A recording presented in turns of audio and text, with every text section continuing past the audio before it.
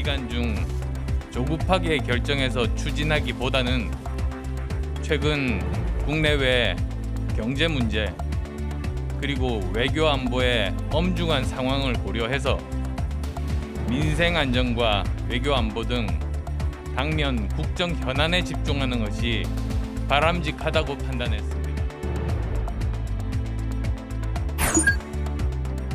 상한 것이 있으면 빠르게 골라내야 합니다. 상한 귤과 멀쩡한 귤을 함께 놔두면 금세 다른 귤까지 상하기 때문입니다. 민주당의 발목 잡기 행태가 좀 노골화되고 있습니다.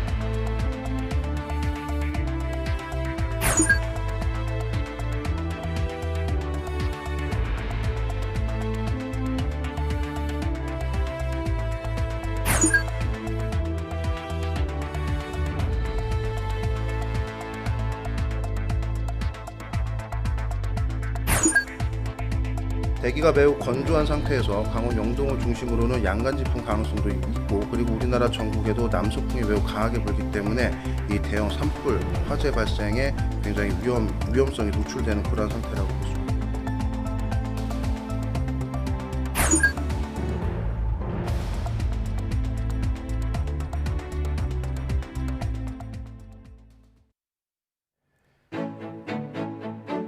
시청자 여러분 안녕하십니까? YTN 뉴스나이트 시작합니다. 언론과 민주당이 한덕수 국무총리 후보자에 대한 본격적인 검증 모드에 들어갔습니다. 고액의 고문료에 또 지난 10년간 재산이 40억 원이 넘게 올랐는데 미국 기업으로부터 받은 임대 수익이 문제가 되고 있습니다. 이해 충돌 의혹이 추가된 것인데 잠시 뒤 전문가들과 함께 이야기 나눠보겠습니다. 네, 먼저 첫 소식입니다. 대통령직 인수위원회가 여성가족부 폐지 등을 포함한 정부 조직 개편을 새 정부 출범 이후로 미루기로 했습니다. 이에 따라 조만간 속속 발표될 내각 인선 역시 기존 정부 조직에 맞춰 이뤄질 예정입니다. 김태민 기자의 보도입니다.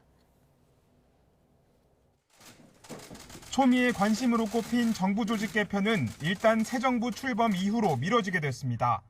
안철수 대통령직 인수위원장은 이 문제보다는 경제와 외교안보 등 당장 시급한 국정현안에 업무 역량을 집중하기로 했다고 설명했습니다. 인수위 기간 중 조급하게 결정해서 추진하기보다는 최근 국내외 경제 문제 그리고 외교 안보의 엄중한 상황을 고려해서 민생 안정과 외교 안보 등 당면 국정 현안에 집중하는 것이 바람직하다고 판단했습니다. 이에 따라 조만간 발표될 새 정부의 내각 인선은 기존 정부 조직을 기준으로 이뤄질 예정입니다. 윤석열 대통령 당선인이 줄곧 폐지 의사를 강조했던 여성가족부 역시 일단 장관 임명 절차를 밟기로 했습니다.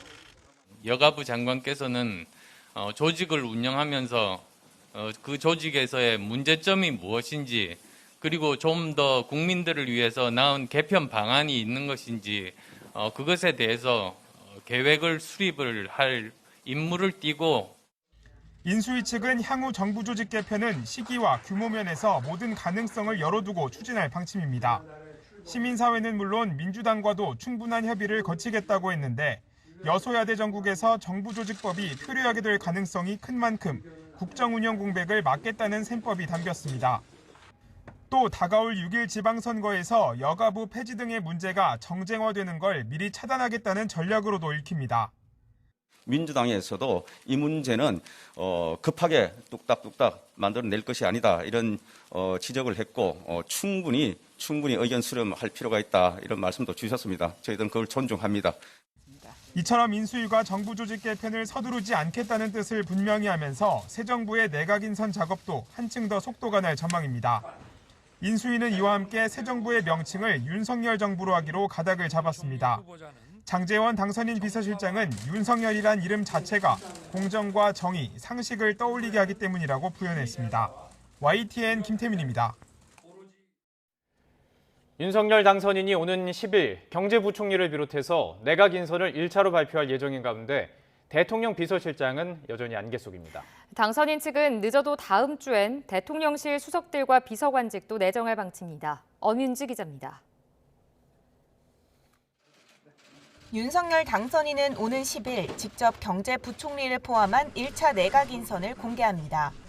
장제원 당선인 비서실장은 검증 보고서가 오는 대로 낙점된 사람은 다 발표할 것이라고 말했습니다.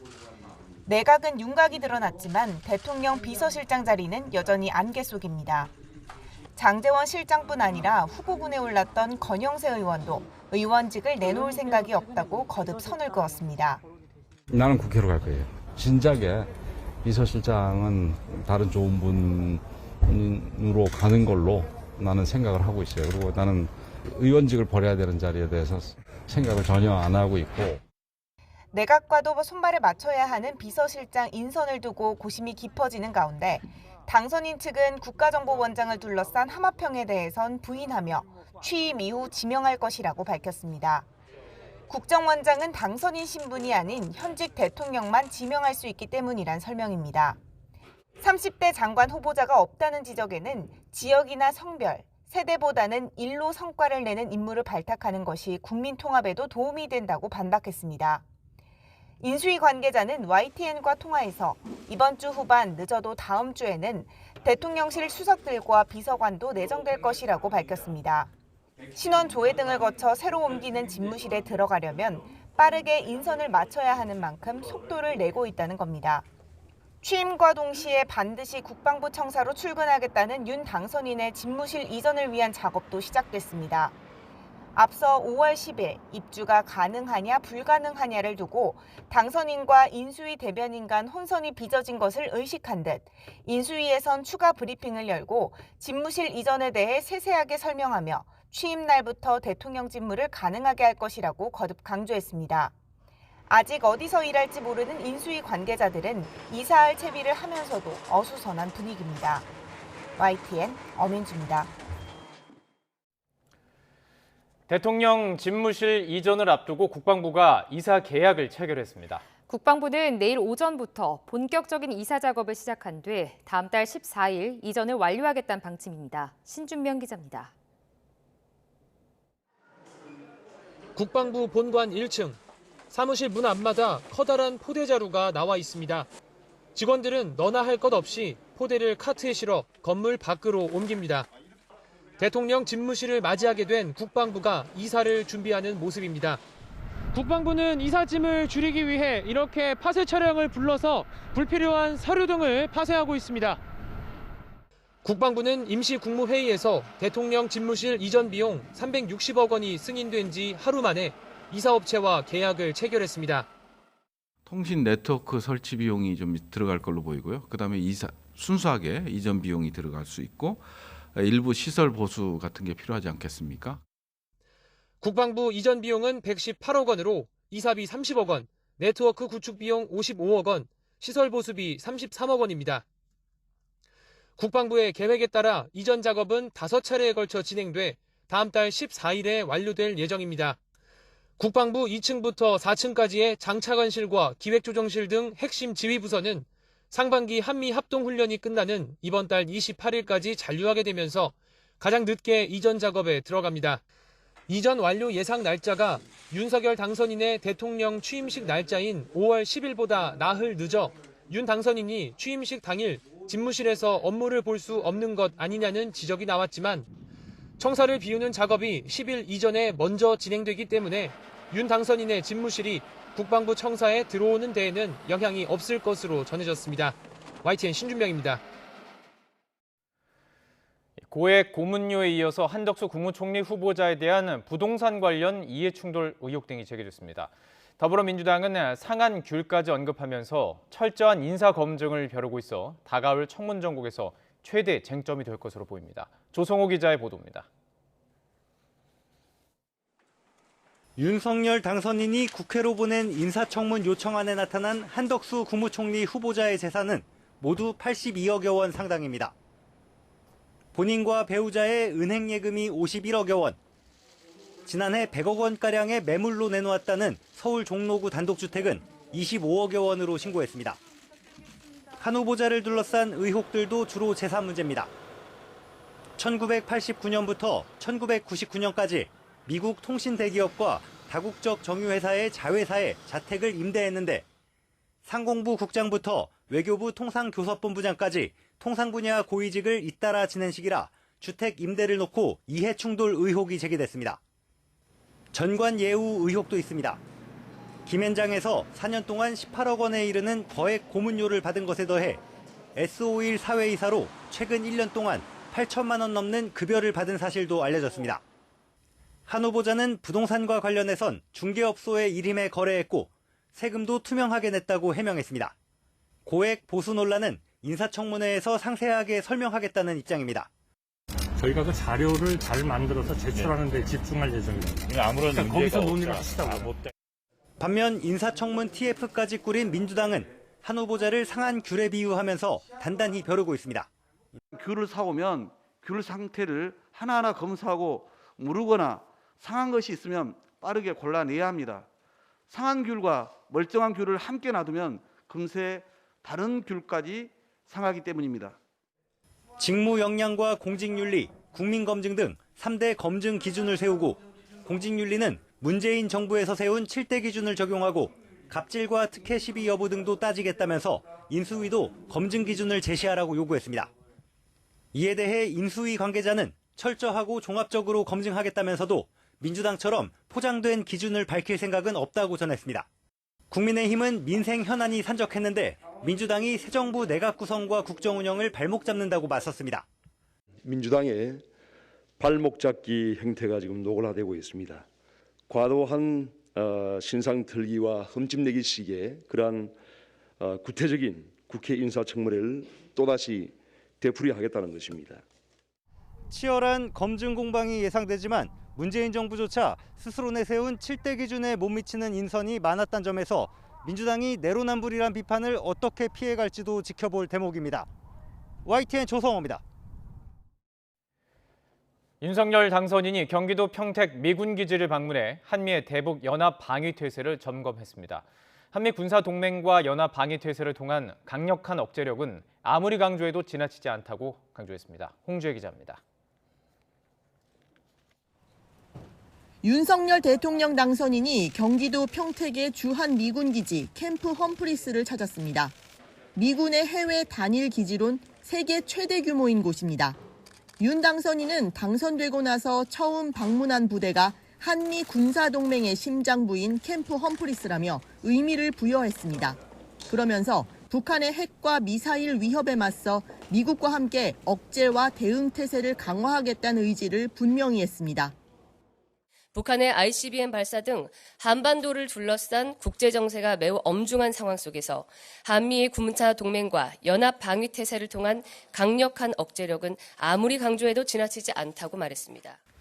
폴 러케머라 주한 미군 사령관도 한반도 안정을 위해 역할을 다하지 못하는 건 직무유기라 생각한다고 화답했습니다.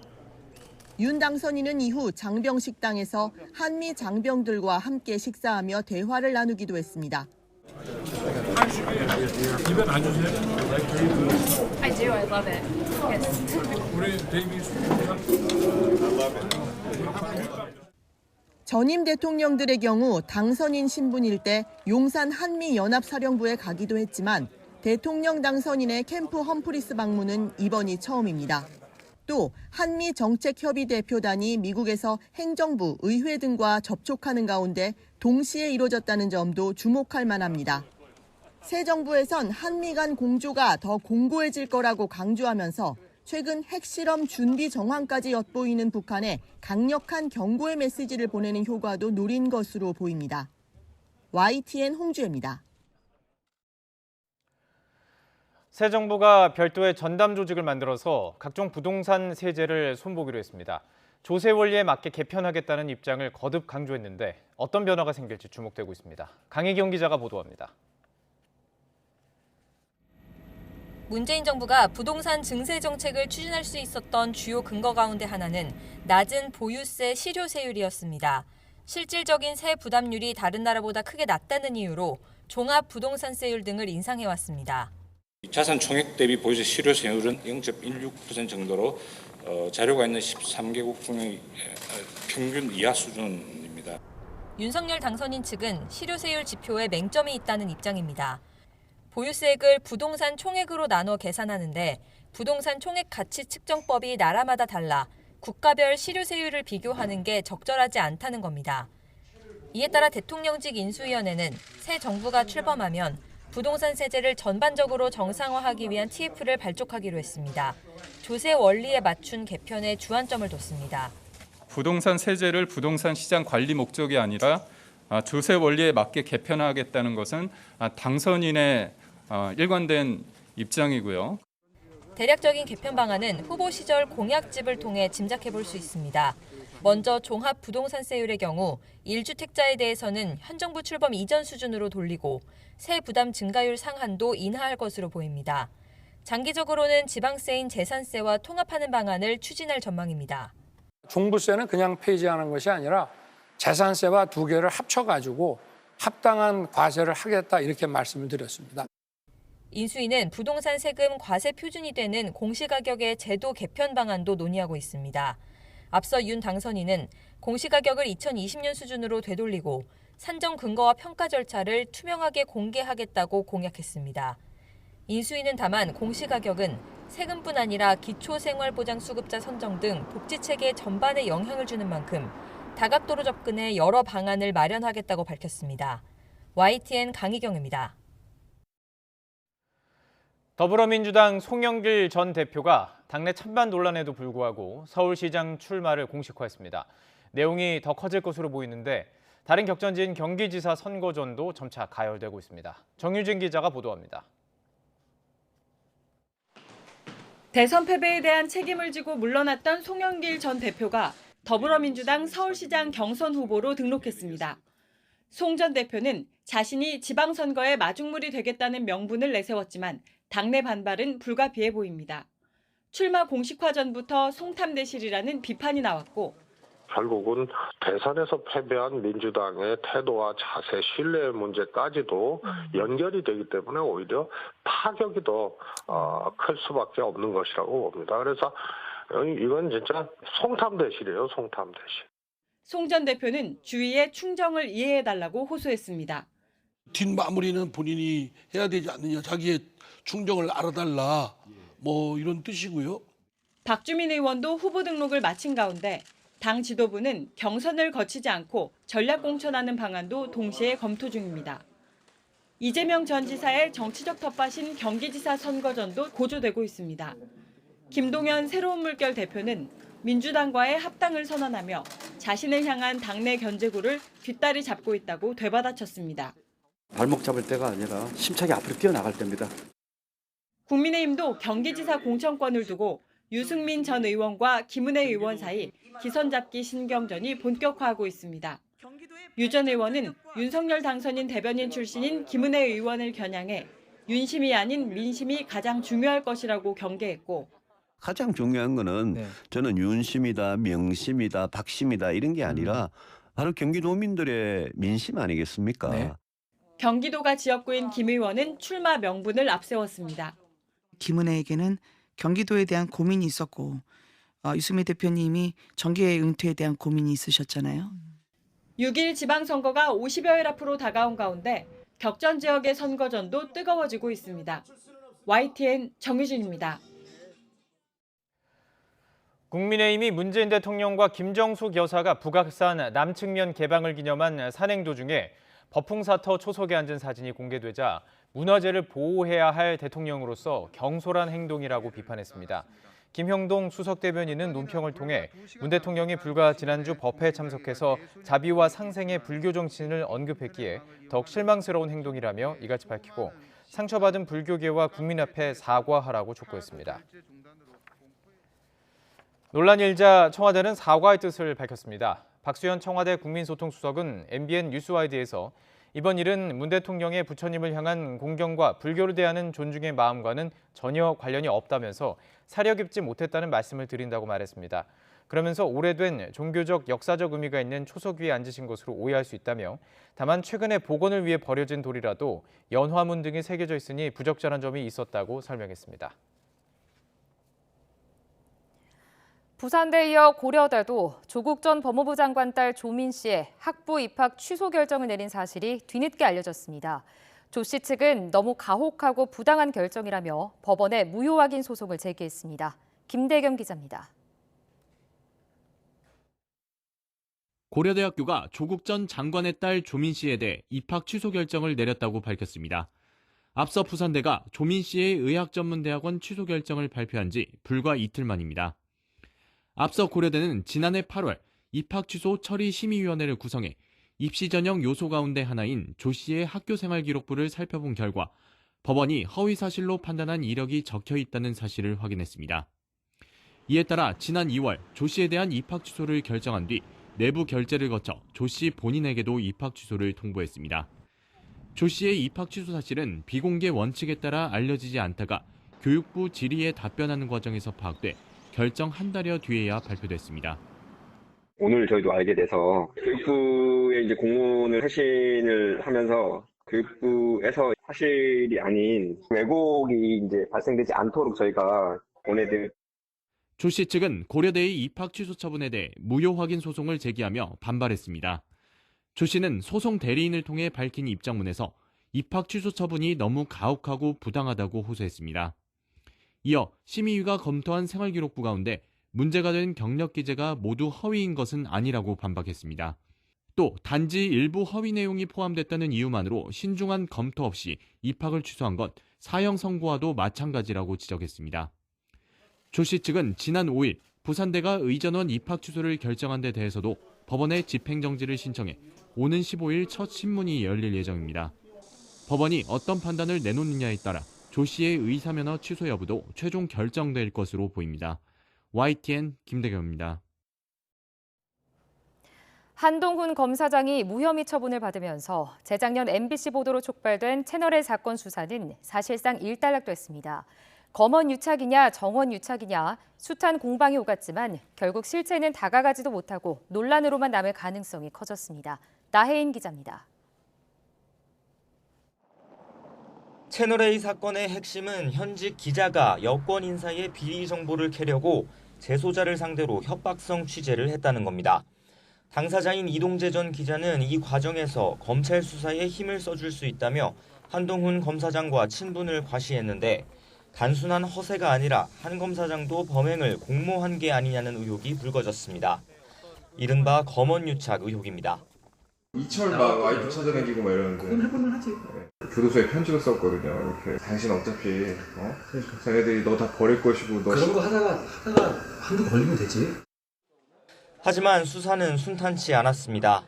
검찰은 이 전 기자가 제보자와 만나기 전후 한 검사장과 통화한 사실을 파악했지만 휴대전화 잠금을 못 풀어 내용은 확인하지 못했습니다. 이 전 기자를 강요미수 혐의로 기소했지만 유착의 한 축이 무너진 반쪽짜리 결론이었습니다.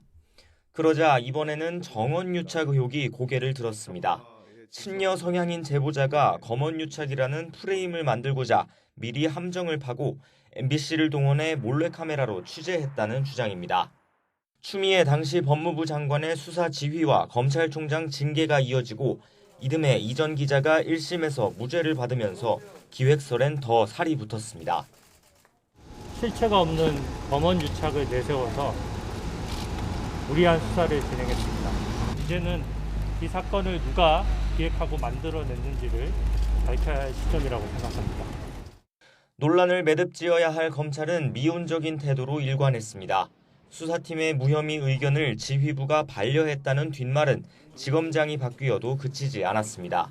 결국 새 정부 출범을 눈앞에 두고 박범계 장관의 수사지휘권 복원 논의로 다시 논란이 불붙고 나서야 검찰은 한 검사장을 무혐의 처분했습니다. 2년 전과 마찬가지로 애초 당사자 협조가 없으면 불가능했던 휴대전화 잠금을 못 푼 게 이유였습니다. 냉정한 현실의 저는 결과물이라고 보고요. 제가 뭐라 하겠습니까? 기술로 못 푼다는데 이런 게 아쉽죠. 어떤 의혹도 실체로 드러난 건 없지만 피의자 신분에서 벗어난 한동훈 검사장이 새 정부에서 검찰 요직에 복귀할 거란 전망엔 더욱 힘이 실리게 됐습니다. YTN 나힌입니다. 한동훈 검사장의 명예를 훼손한 혐의로 재판에 넘겨진 유시민 전 노무현 재단 이사장에게 검찰이 징역 1년을 구형했습니다. 검찰은 유 전 이사장이 아무런 근거 없이 파급력 있는 방송에 출연해 허위 발언으로 검찰 수사의 독립성과 공정성, 신뢰에 큰 영향을 미쳤다고 이유를 밝혔습니다. 또 유 전 이사장의 발언으로 한 검사장이 심각한 명예훼손 피해를 당했음에도 사과는 물론 재판에 이르도록 합의도 없었다면서 한 검사장이 처벌을 원하는 점 등을 고려했다고 덧붙였습니다. 유 전 이사장은 한 검사장의 명예를 훼손했다고 생각하지 않고 법정에 세운 검찰에 대해서도 유감이라면서 자신이 처벌받아도 어쩔 수 없지만 한 일에 대해 후회는 없다고 밝혔습니다.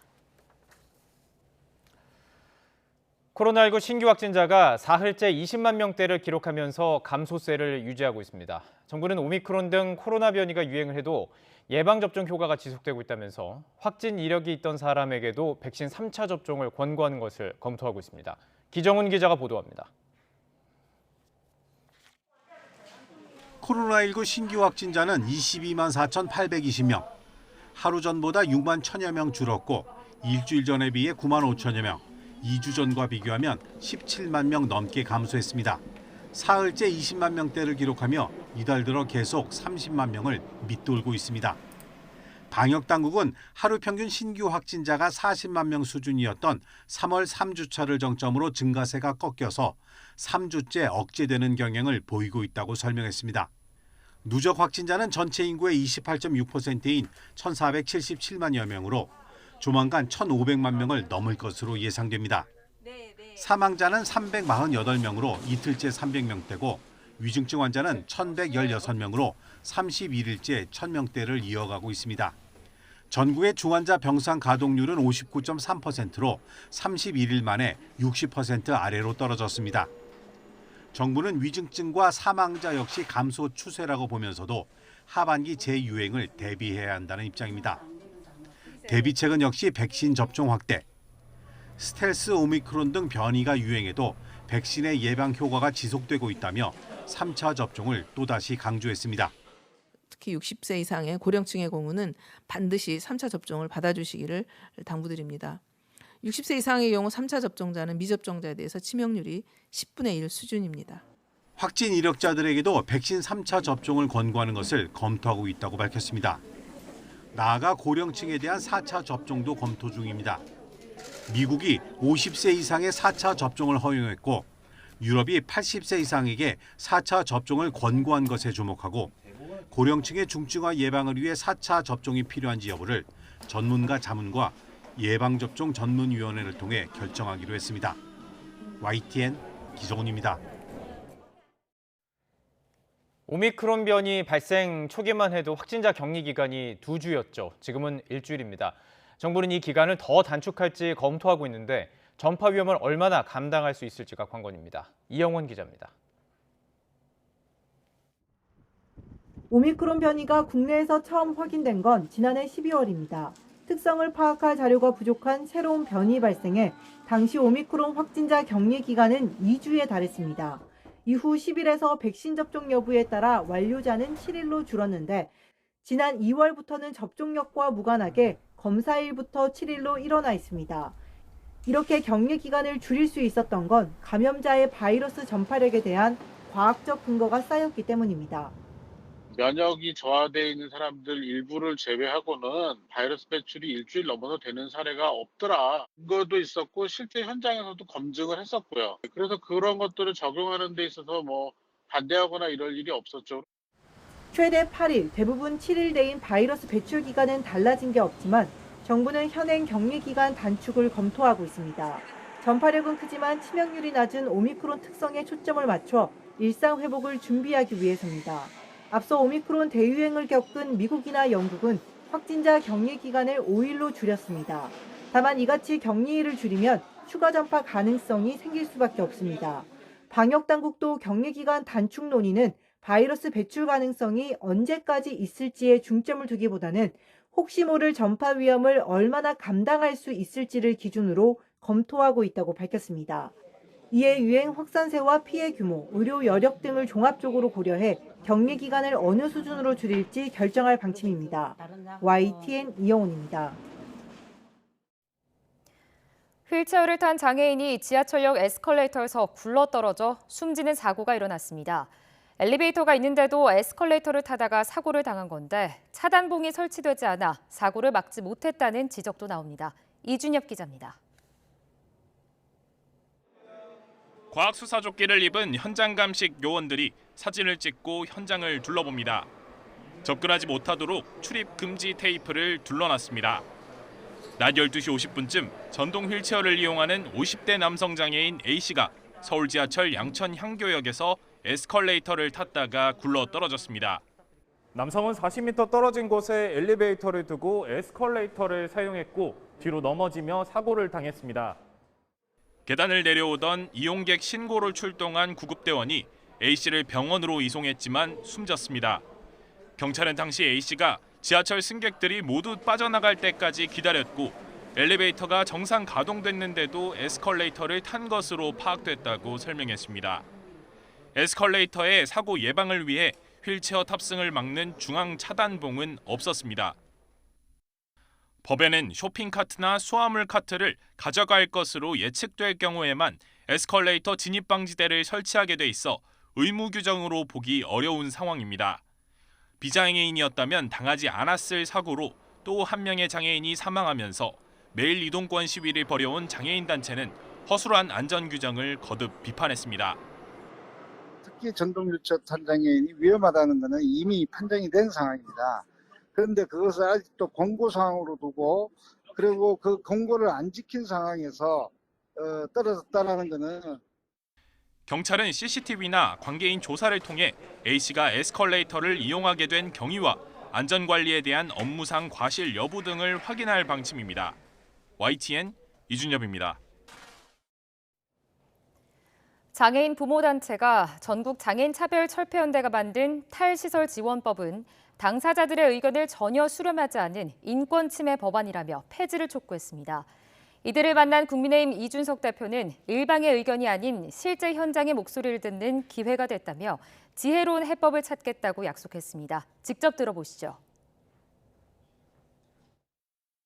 약자를 보호해야 하는 법이 오히려 중증 발달 장애인들에게 심각한 인권 침해를 초래한다면 이 법안은 마땅히 폐지되어야 합니다. 탈시설 지원법은 거주시설 장애인의 80%에 해당하는 발달 장애인과 그 보호자의 의견을 수렴하지 않았습니다. 정치권의 어떤 한쪽에 치우쳤던 목소리가 아닌 올바른 목소리를 듣기 위해 가지고 더욱 노력하겠습니다. 앞으로 더 자주 만나고 더 긴밀하게 소통하고 더 좋은 해법을 내기 위해서 국민의힘 끝까지 노력하겠습니다. 최근 가습기 살균제 참사 피해자와 기업 사이 배보상안이 최종안이 사실상 무산된 것과 관련해 피해자들이 조정위원회를 규탄했습니다. 가습기 살균제 피해자 모임 빅팀스는 오늘 서울 설인동 SK 본사 앞에서 기자회견을 열고 최종안 무산 책임은 무책임한 조정위원회에 있다고 규탄했습니다. 앞서 가습기 살균제 판매 기업 9곳 가운데 옥시레킷 벤키저와 애경산업은 과도한 분담금 등을 이유로 최종안을 거부했습니다. 피해자들은 가해 기업들의 반성을 요구하는 동시에 법적 구속력이 없는 조정위원회 대신 정부가 직접 피해 보상에 나서라고 촉구했습니다. 새벽 시간 무인 점포의 결제기를 강제로 열고 현금을 훔쳐 달아난 용의자를 경찰이 쫓고 있습니다. 결제기를 뜯는 데 걸린 시간이 5초에 불과할 정도로 능숙했는데 다른 무인 점포 여러 곳에서도 범행을 저지른 상습터리 범인 것으로 보입니다. 차상은 기자입니다. 인적이 드문 새벽, 검은색 마스크와 모자를 쓴 남성이 무인 아이스크림 가게 안으로 들어옵니다. 단단히 잠겨있던 결제기를 순식간에 뜯고는 안에 들어있던 현금만 가방에 담아 유유히 사라집니다. 부산 범천동의 한 무인 점포에서 절도 사건이 벌어진 건 새벽 2시 40분쯤.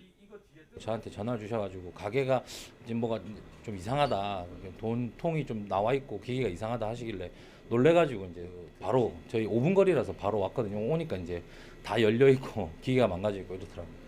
점주가 확인해보니 현금 50만 원이 사라진 상태였습니다. 결제기 잠금 장치와 부품도 망가져 100만 원에 가까운 수리비도 부담하게 됐습니다. 점주가 잠든 시간에는 CCTV를 지켜볼 수 없다 보니 이번처럼 피해를 본 지 몇 시간이 지나서야 아는 경우가 허다합니다. 절도범이 도구를 사용해 무인 결제기를 여는 데까지는 불과 5초밖에 걸리지 않았습니다. 전체 범행 시간도 35초에 불과했습니다. 수사에 나선 경찰은 이 남성이 비슷한 범행을 여러 차례 해봤을 거로 보고 있습니다. 주방 도구를 사용해 결제기를 강제로 뜯는 모습이 능숙했기 때문입니다. 경찰은 비슷한 시간대 무인점포 절도 사건의 용의자도 이 남성인 거로 보고 CCTV 등을 분석해 추적하고 있습니다. YTN 차상입니다. 내일부터 이번 일요일까지 기온이 크게 치솟는 고온 현상이 나타납니다. 거기에 동해안에는 국지적인 강풍 양간지풍이 겹칠 것으로 보여 대형 산불 위험이 고조되고 있습니다. 정혜윤 기자입니다. 시뻘건 불길이 번지고 하얀 연기가 하늘로 뿜어져 올라옵니다. 지난 5일 경북 봉화에서 발생한 산불입니다. 인명피해는 없었지만 초속 10m에 달하는 강풍 탓에 산불 3단계까지 발령됐습니다.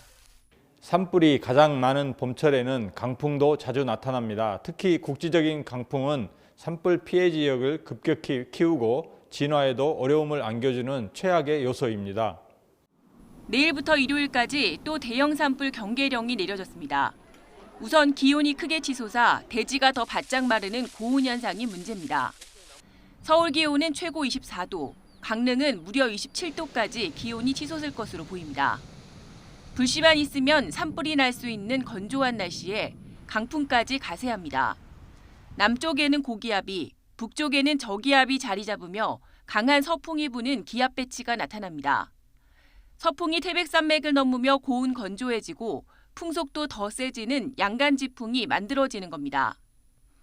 기상청은 일요일까지 동해안에 최고 초속 25m가 넘는 강풍이 불 것으로 예고했습니다. 대기가 매우 건조한 상태에서 강원 영동을 중심으로는 양간지풍 가능성도 있고 그리고 우리나라 전국에도 남서풍이 매우 강하게 불기 때문에 이 대형 산불, 화재 발생에 굉장히 위험성이 노출되는 그런 상태라고 볼 수가 있겠습니다. 산림당국은 산불이 발생하면 진화가 무척 어려운 상황이 되는 만큼 입산자 화기 소지와 산림 주변에서 불을 피우는 행위를 단속하는 등 산불 예방 활동을 강화할 방침입니다. YTN 정혜윤입니다.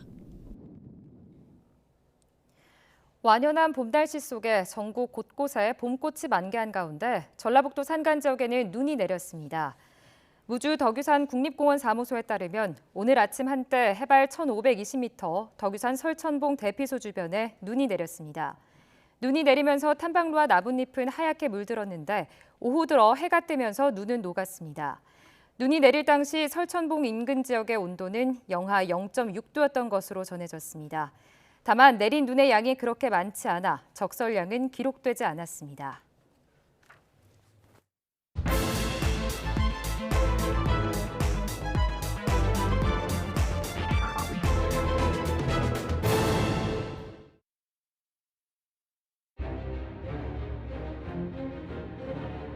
부처에 역사적 소명을 다 하지 않았느냐. 더 효과적인 정부 조직을 구상을 해야 되는 것이 아니냐.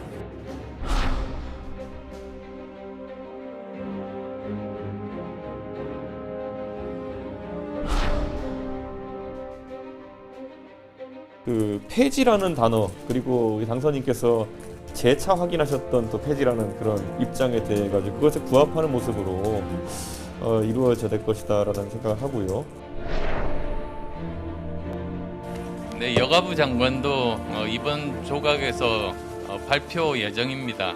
그 조직에서의 문제점이 무엇인지 그리고 좀 더 국민들을 위해서 나은 개편 방안이 있는 것인지 계획을 수립을 할 역할을 맡게 되시는 겁니다.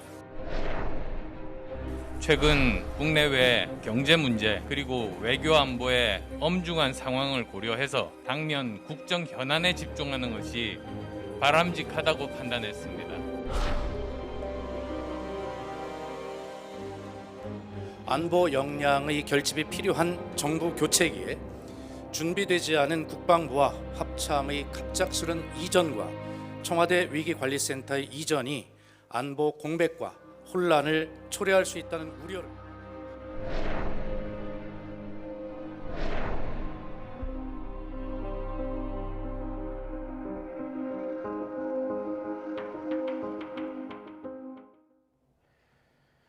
대통령직 인수위원회가 윤석열 대통령 당선인의 주요 공약으로 추진을 해온 여성가족부 폐지를 일단 유예하기로 했습니다. 본격적인 청문 정국이 시작된 가운데 한덕수 국무총리 후보자가 고액 보수 논란에 이어서 이해 충돌과 관련한 의혹에도 휩싸였습니다. 나이트 포커스 오늘 김민아 시사평론가, 김수민 시사평론가와 함께 관련 소식 짚어보겠습니다. 안녕하십니까? 예. 자, 먼저 저희가 영상으로 정리를 해드린 인수위가 발표한 여가부 폐지와 관련된 그러니까 지금 현재로서는 유예시킨다는 그런 내용입니다. 사실 좀 의외였습니다. 조직 개편안이 나오면서 여가부가 폐지되지 않을까라는 생각이 들었는데 왜 그랬을까요? 어떤 배경이라고 보세요?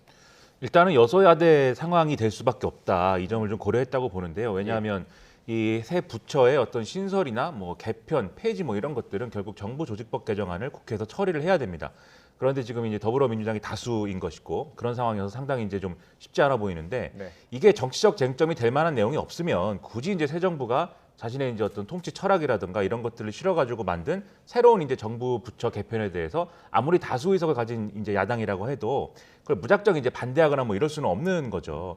그런데 지금 이제 말씀하셨듯이 정치적 쟁점이 될 만한 내용이 포함이 되어 있습니다. 그게 이제 여가부 폐지론인 거고 이거는 이제 정치적으로 대립할 수밖에 없는 그런 내용이 지금 들어가 있는 건데 그런 상황이라고 하면은 이것을 이제 정부조직법 개정안을 통과시키지 않겠다라고 하는 지금 더불어민주당의 그러한 이제 의지가 작용할 가능성이 굉장히 높아지는 것이죠. 그런데 이렇게 정치적 쟁점이 좀 형성되는 의제가 있다 하더라도 또 이게 명분이 좀 크게 실리면 또 이걸 돌파할 수 있습니다. 나름대로. 그런데 이 여성가족부 폐지 문제와 관련돼서는 또 명분이 지금 확실하게 국민적인 수준에서 지금 합의되고 있는 상황은 또 아닌 거거든요. 이게 뭐 대안적으로 여러 가지 뭐 새로운 부처를 만드는 데 대한 이제 아이디어도 많이 나왔습니다만 예를 들면 뭐 인구와 관련된 이런 역할을 강조하기 위해서 여성을 빼고 인구를 뭐 넣는다든지 이런 방식으로 많이 얘기를 했는데 이게 과거에 이제 여성가족부가 뭐 예를 들면 출산 지도를 만든다든지 이런 거하고 이제 비슷하게 겹쳐지는 부분들이 있거든요. 그러니까 완전히 폐지하는 것은 이제 불가능하고 대체할 수 있는 무슨 새로운 부처를 만들어야 되는데 그것도 이제 논란에 휩싸일 수밖에 없는 그런 선택이고 하다 보니까 결국 지금 상황에서 의석수가 많지 않은 상황에서 이 정부조직법 개정안을 지금과 같은 상황을 이제 전국을 돌파할 수 있는 그러한 수단을 갖춘 채로 이제 추진하기가 어려운 것이죠. 그런 영향을 가지고 지방선거에서의 미칠 여론까지 고려를 해서 아마 지금 일단은 이대로 가기로 한 게 아닌가라고 생각이 됩니다. 지방선거 얘기까지 말씀을 해주셨습니다. 자, 그러면 안철수 인수위원장이 기자회견을 갖고 이 내용을 발표를 했죠. 이 얘기를 듣고 계속 질문 이어가도록 하겠습니다.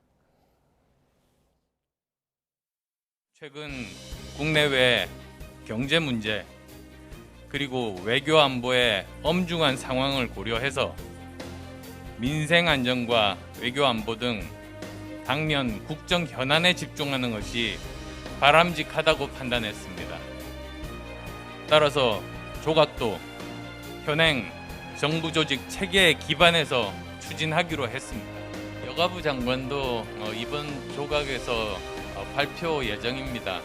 그리고 이제 임명된 여가부 장관께서는 조직을 운영하면서 그 조직에서의 문제점이 무엇인지 그리고 좀 더 국민들을 위해서 나은 개편 방안이 있는 것인지 그것에 대해서 계획을 수립을 할 임무를 띠고 이제 그 역할을 맡게 되시는 겁니다. 일단 표면적인 이유는 국내외 경제 문제 그리고 외교 안보 상황을 고려했다라는 부분입니다. 그리고 이제 여성가족부 이제 새로 발표될 장관의 역할이 좀 이제 달라질 거라는 의미예요. 그렇다면 이렇게 물어볼 수 있을 것 같아요. 폐지될 조직의 장관을 뽑아서 일을 시킨다는 것이 과연 말이 되는가? 그럼 어떻게 보십니까? 이게 여성가족부 폐지 공약이 어떻게 귀결될지는 아직까지 굉장히 좀 묘연한 상태입니다. 왜냐하면 여성 정책을 담당하는 부처는 혹은 그 기능은 계속해서 유지될 수밖에 없는 거거든요. 그럼 좀 심하게 얘기하면 조직의 이름만 바뀌는 수준 또 하나를 가정을 또 해볼 수도 있고 그리고 형태가 좀 바뀌는 부분 그래서 본질적으로 뭐 크게 달라지는 게 없는 그런 경우도 또 있을 수 있습니다.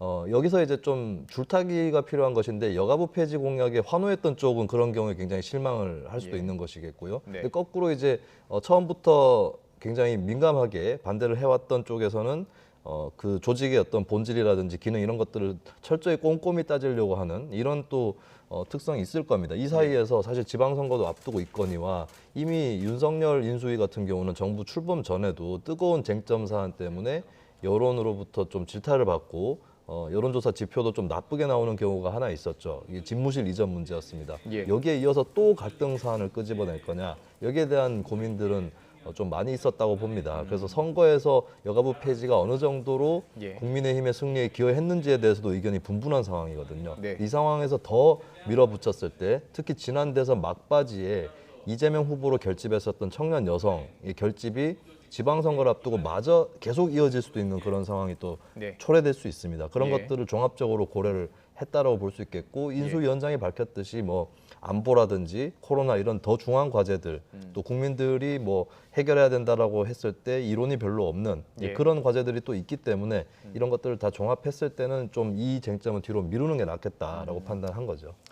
어쩌면 상당히 지금 시기를 좀 민감하게 좀 판단하고 있는 것 아닌가 싶은데, 자, 근데 이 대외적으로 밝힌 경제 외교 안보 상황을 든다면 사실 집무실 이전 때도 안보 공백 때문에 좀 문제가 있었던 것이고, 심지어는 뭐 이제 군 그 장성 출신들이 11명이 반대한다는 의견을 밝히기도 했습니다. 근데 강행했잖아요. 근데 이 여가부 폐지의 문제에 있어서는 뭐 정부 개편안에 관련해서는 안보를 이유로 하지 않는다. 이게 조금 논리적으로 충돌되는 부분이 있지 않나, 이런 시각도 있더라고요.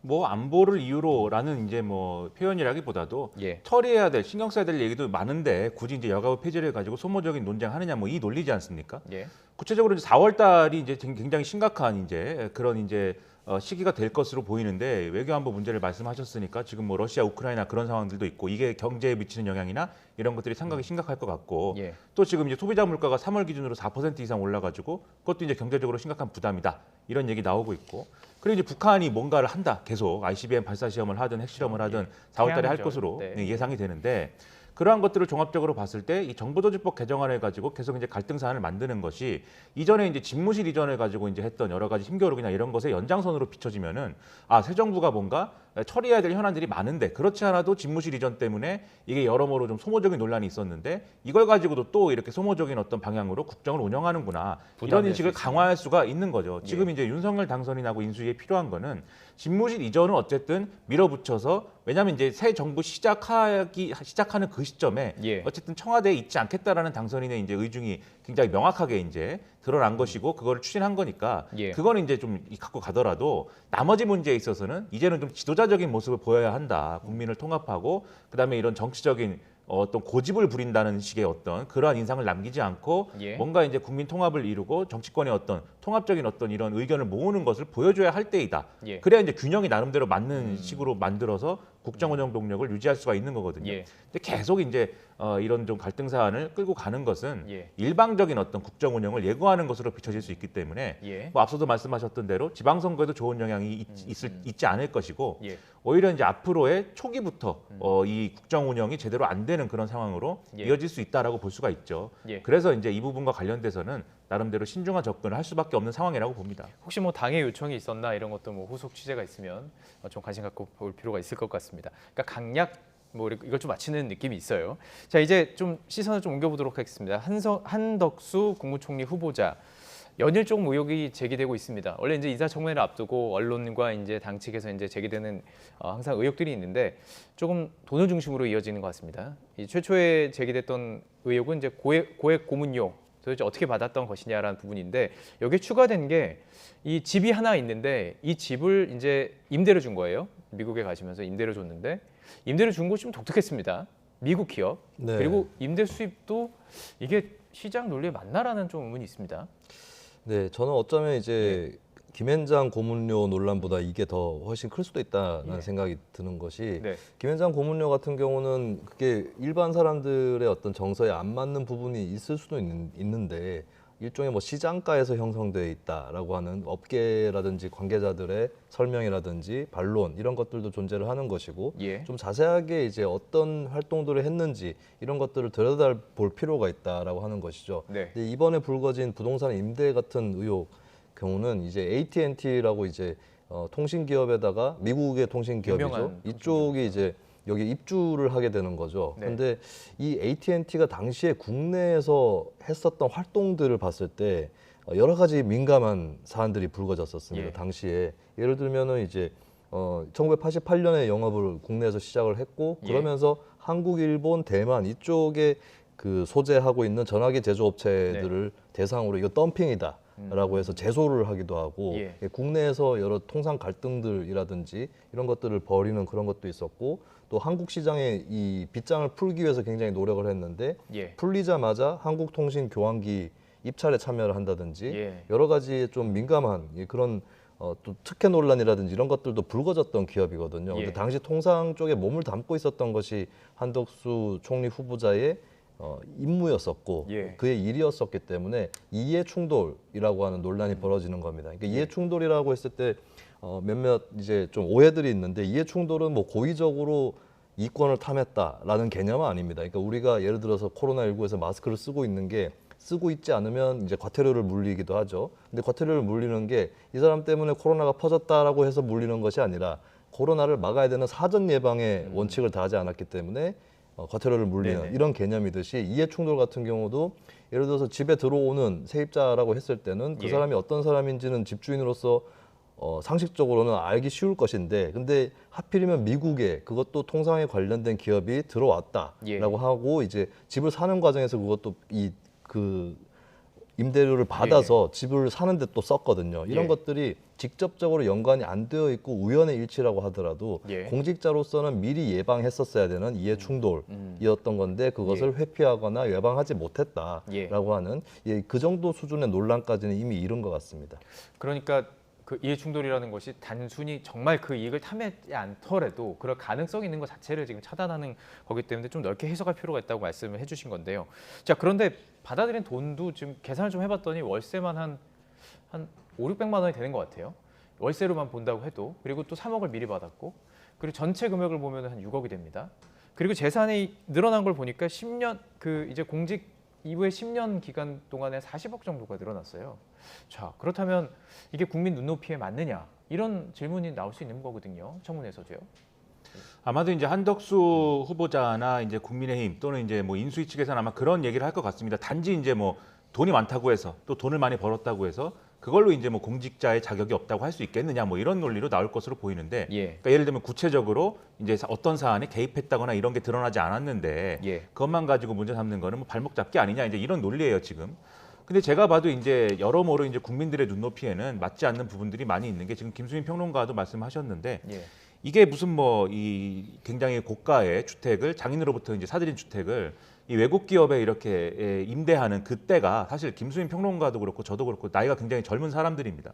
굉장히 저희가 이제 어렸을 때 얘기인데 그때 이미 한덕수 후보자는 이제 통상 관련 고위직이었거든요. 통상산업부, 통상교섭 관련 분야에 청와대에도 있었고 당시 부처에도 있었고 나중에 차관도 하고 이런 시기인데 저희가 쭉 그래픽으로 설명을 드렸습니다. 그렇습니다. 그 시기에 또 이 어떤 시기였느냐를 생각을 해보면 1985년 플라자비 이후에 미국이 동아시아에 있는 국가들의 시장 개방을 계속해서 압력을 넣고 있었고 그게 여러 가지 분야, 특히 이제 뭐 가전이라든가 이런 분야에까지 확장되는 그런 시기였거든요. 그게 이제 90년대 중후반까지 쭉 이어지는 그런 흐름이 있었던 건데 당연히 통상 분야의 고위직 공무원으로서 그런 흐름을 알았을 겁니다. 근데 오늘 경향신문 보도도 그렇고 이제 JTBC 보도도 그렇고 한덕수 후보자가 당시에 굉장히 적극적으로 외국 기업에 이 집을 임대를 하기 위해서 노력한 흔적들이 있어요. 예를 들면 보통 집을 내놓을 때 이제 주변의 부동산에 이제 내놔야 되는데 종로구에 있는 부동산에 내놓은 게 아니라 용산에 있는 부동산에 임대업체에다 내놨다는 거잖아요. 그리고 그 업체는 보통 이렇게 외국 기업에 이제 좀 이렇게 임대해주는 그러한 것들을 주선하는 역할을 많이 했기 때문에 적극적으로 외국 기업에 이제 임대를 주려고 했던 거 아니냐 이런 의심이 드는 사안인 것이죠.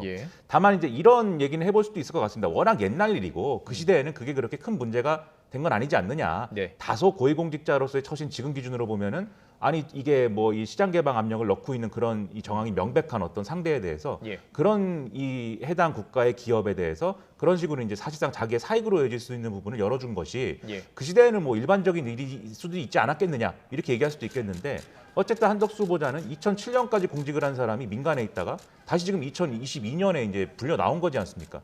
그럼 이 선택을 굳이 한 윤석열 당선인과 지금 이제 인수위 그리고 국민의힘에는 여기에 대한 비판이 제기될 수밖에 없는 것이고 왜 그런 선택을 한 것인지에 대해서 해명할 필요가 생기는 거예요. 그래서 해명이 굉장히 중요할 걸로 보이는데 더 이제 좀 우려가 되는 것은 이게 그냥 이 지금 사안 이런 이제 문제가 불거졌다라는 거에 대해서 끝나는 게 아니고 이 청문회가 진행되기 이전까지 새로운 사안들이 계속 나올 수가 있다는 거예요. 왜냐하면 기간이 있어요, 꽤. 그렇죠. 예. 이미 90년대 초중반부터 이렇게 좀 어떻게 보면은 예. 허술한 다소 이제 좀 안이한 방식으로 자기 재산 관리를 했고 특히 퇴임 이후에는 그것이 훨씬 더 이제 좀 자유롭게 이루어졌다라고 하는 어떤 정황들이 있다고 할 때 네. 이런 새로운 또 어떤 요인들이 발굴될 수 있을지는 모르는 거 아닙니까? 그렇게 예. 될 경우에 애초에 윤석열 당선인이 이제 좀 의도했던 이 한덕수 후보자를 통해서 좀 청문회를 좀 용이하게 치러보고자 했던 그러한 목표도 이제 흔들리는 것이기 때문에 예. 상당히 곤란해질 수가 있습니다. 그래서 예. 그런 상황들을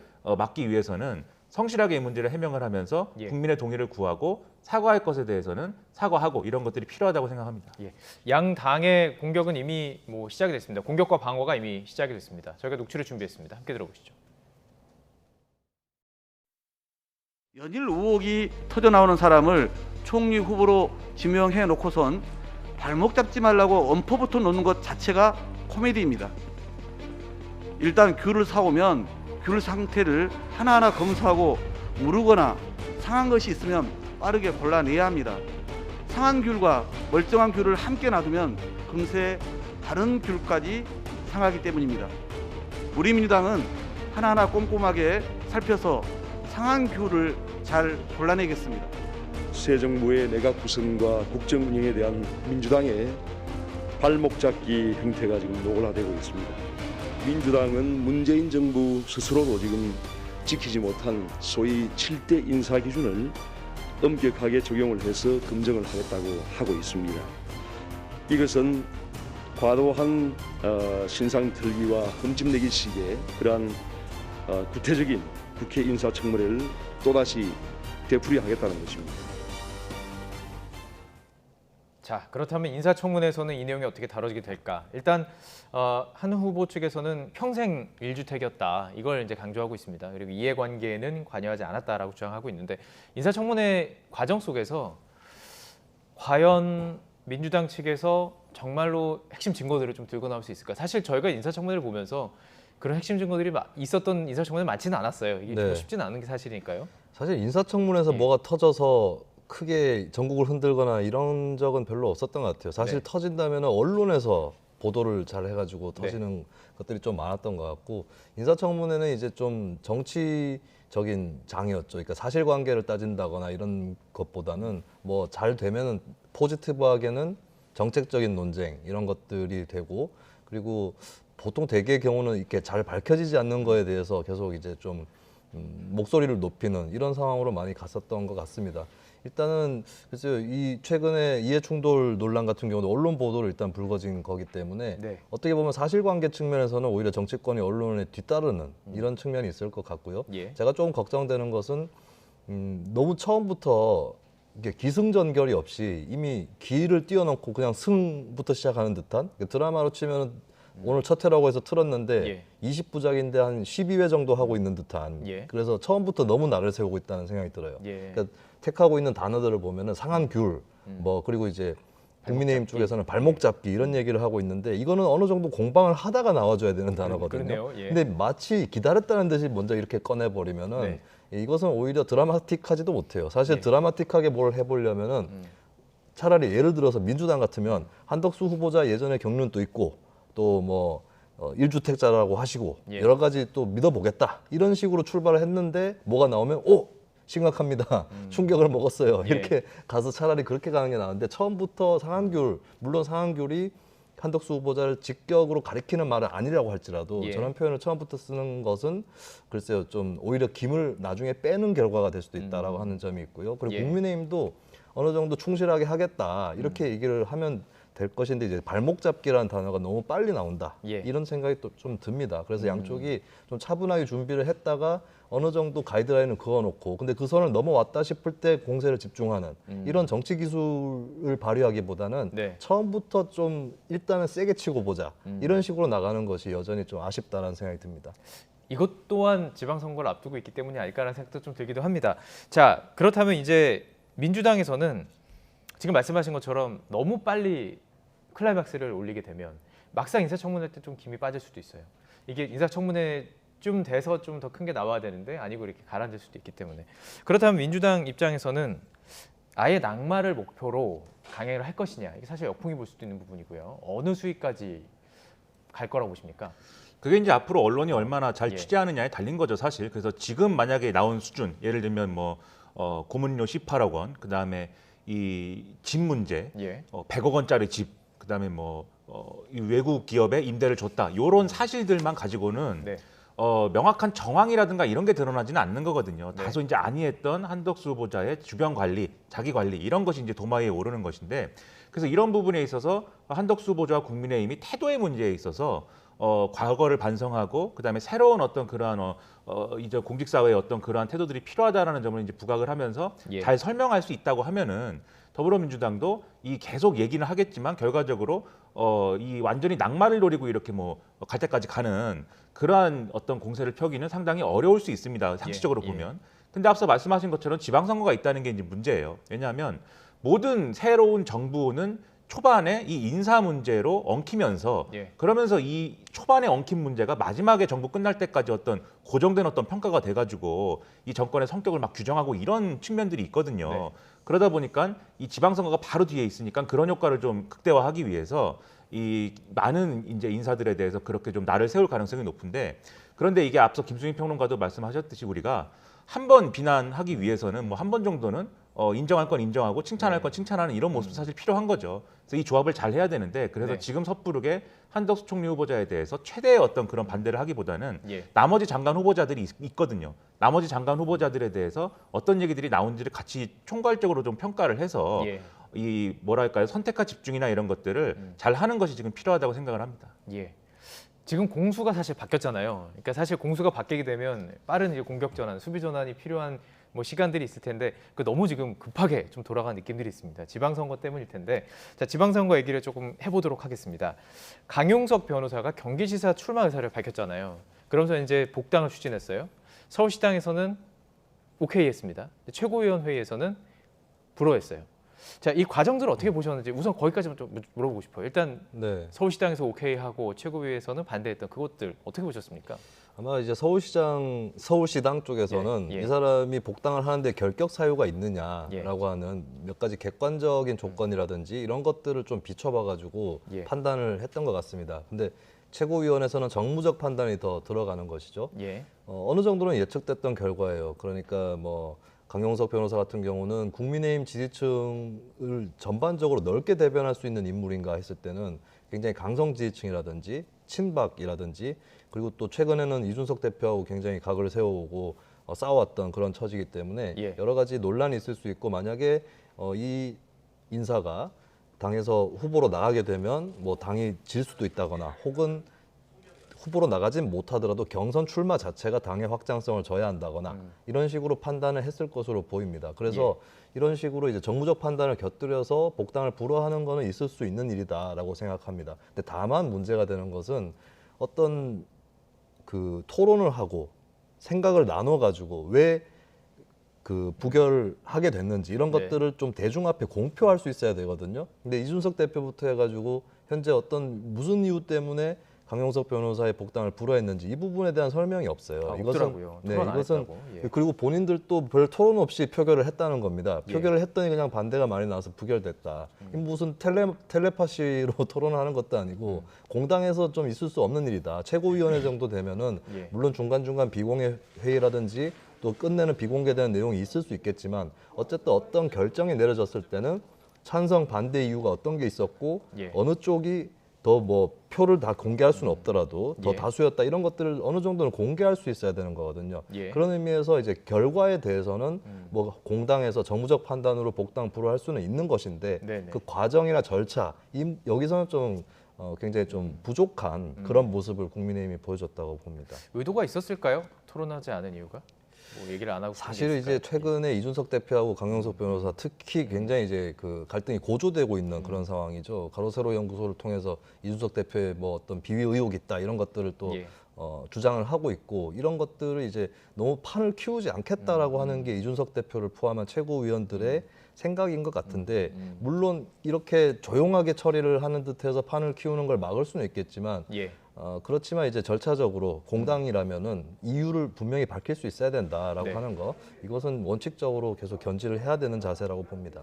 그 강용석 변호사 측은 이제 납득할 수 없는 결과다라고 밝혔고, 제가 궁금해서 오늘 그 운영하는 유튜브도 들어가 봤더니 완전히 그 경기 예비 후보를 이렇게 받고 방송을 하고 있더라고요. 그러니까 나갈 것 같습니다. 무소속이나 뭐 당을 만들거나 나갈 것 같은 느낌이 드는데, 그러면 또 하나 변수가 될 수 있는 거예요? 그렇지 않나요? 이게 만약에 국민의힘으로 들어와서 뭐 경선을 치러가지고 경선 과정에서 뭐 다른 사람이 되거나 이러면은 뭐 문제가 되지 않겠지만, 무소속으로 끝까지 간다 그러면 또 이게 또 표에 나뉘는 거, 이런 문제도 있을 수 있고, 국민의힘 자체에서는 조금 곤란하거나 골치 아픈 문제가 될 수도 있지 않을까요? 본인이 출마를 하겠다는데 그걸 막을 수 있는 방법은 없습니다. 사실 본인이 예. 뭐 기탁금 내고 예. 무소속으로 뭐 출마하겠다는데 뭐 그걸 가지고 이제 뭐 예를 들면은 뭐 감옥에 보낼 수는 없는 거잖아요. 이제 그런 것이기 때문에 어쩔 수 없는데, 예. 다만 무소속으로 출마할 경우에는 어쨌든 이 경기도지사 선거의 판은 결국 이제 양당에 초점이 맞춰지겠죠. 네. 그래서 무소속 후보가 이제 이 양당 후보들이 무소속 후보를 상대를 안 해주면 예. 이제 혼자만의 어떤 공허한 메아리처럼 되는 것이기 때문에 선거운동이 그 점에서는 부담이 상당히 경감이 되는데, 제가 볼 때 이제 강용석 변호사가 국민의힘 경선에 나오면 그건 이제 문제가 되는 겁니다. 상대를 안 할 수가 없는 것이고, 예. 국민의힘 경선판이 완전히 이제 엉망진창이 되는 거죠. 그러지 않아도 유승민 전 의원이 어쨌든 출마를 하는 것이고, 네. 그다음에 김은혜 의원하고 이제 양강 구도가 돼서 네. 김은혜 의원은 마치 이제 일종의 뭐 친윤 인사처럼 되고, 유승민 전 의원은 윤석열 당선이 나고 결었던 이제 상대로서 예. 뭔가 이제 그런 그림으로 비윤 뭐 이 후보 이렇게 하고 만들어지는 그 국면인데, 예. 여기에 강용석 변호사가 끼어서 최근에 이제 뭐 가로세로 연구소가 된 돈을 가지고 박근혜 전 대통령이 사저를 쓰는 비용을 좀 썼다, 빌려서 썼다, 이런 얘기까지 나오고 있는 상황이고, 네. 강용석 변호사가 실제 자기 유튜브 채널에서 유승민 전 의원을 배신자다 이렇게 해가지고 많이 공격을 했거든요. 그럼 다시 또 박근혜 전 대통령 문제를 가지고 이 국민의힘 경선에서 얘기를 해야 되는 상황이 되는 겁니다. 예. 굉장히 복잡해지죠. 그래서 이런 상황을 만들지 않기 위한 그런 뭐 나름대로의 노력을 지금 한 것으로 보이고요. 더군다나 강용석 변호사가 뭐 과거에 이미 마포에 출마했다가 당선됐다가 아나운서 관련 무슨 이상한 얘기를 해가지고 제명된 사안이 있는 거잖아요. 네. 그 이후에 반성하고 정말 올바른 모습을 보여주고 이런 것을 일관했다면 이번 국면에서 그런 것들을 좀 받아들이면서 국민의힘도 좀 이렇게 용서해 줄 수 있는 그런 맥락이 형성이 됐겠지만, 뭐 익히 아시듯이 유튜브를 만들어가지고 거기서 온갖 이 사회에 또 사생활 논란도 있었잖아요. 별로 좋은 영향 미치지 않는 일들을 계속 하고 있지 않습니까? 예. 뭐 김수민 평론가님이 지금 뭐 내부의 어떤 절차나 이런 것들을 말씀하셨지만, 제가 볼 때는 이심 전심인 거죠. 최고위원들이 모여가지고 이걸 어떻게 인정하겠느냐. 제가 볼 때 이심 전심의 상황에서 뭐 논할 필요가 없는 문제지 않았을까 싶고요. 오늘 하태경 의원이 이제 라디오 인터뷰에서 얘기를 했는데, 저도 들었습니다. 예, 유튜브를 하면 된다, 왜 정치를 하려고 하느냐, 이렇게 얘기를 하거든요. 저는 그게 정답이라고 봅니다. 예, 알겠습니다.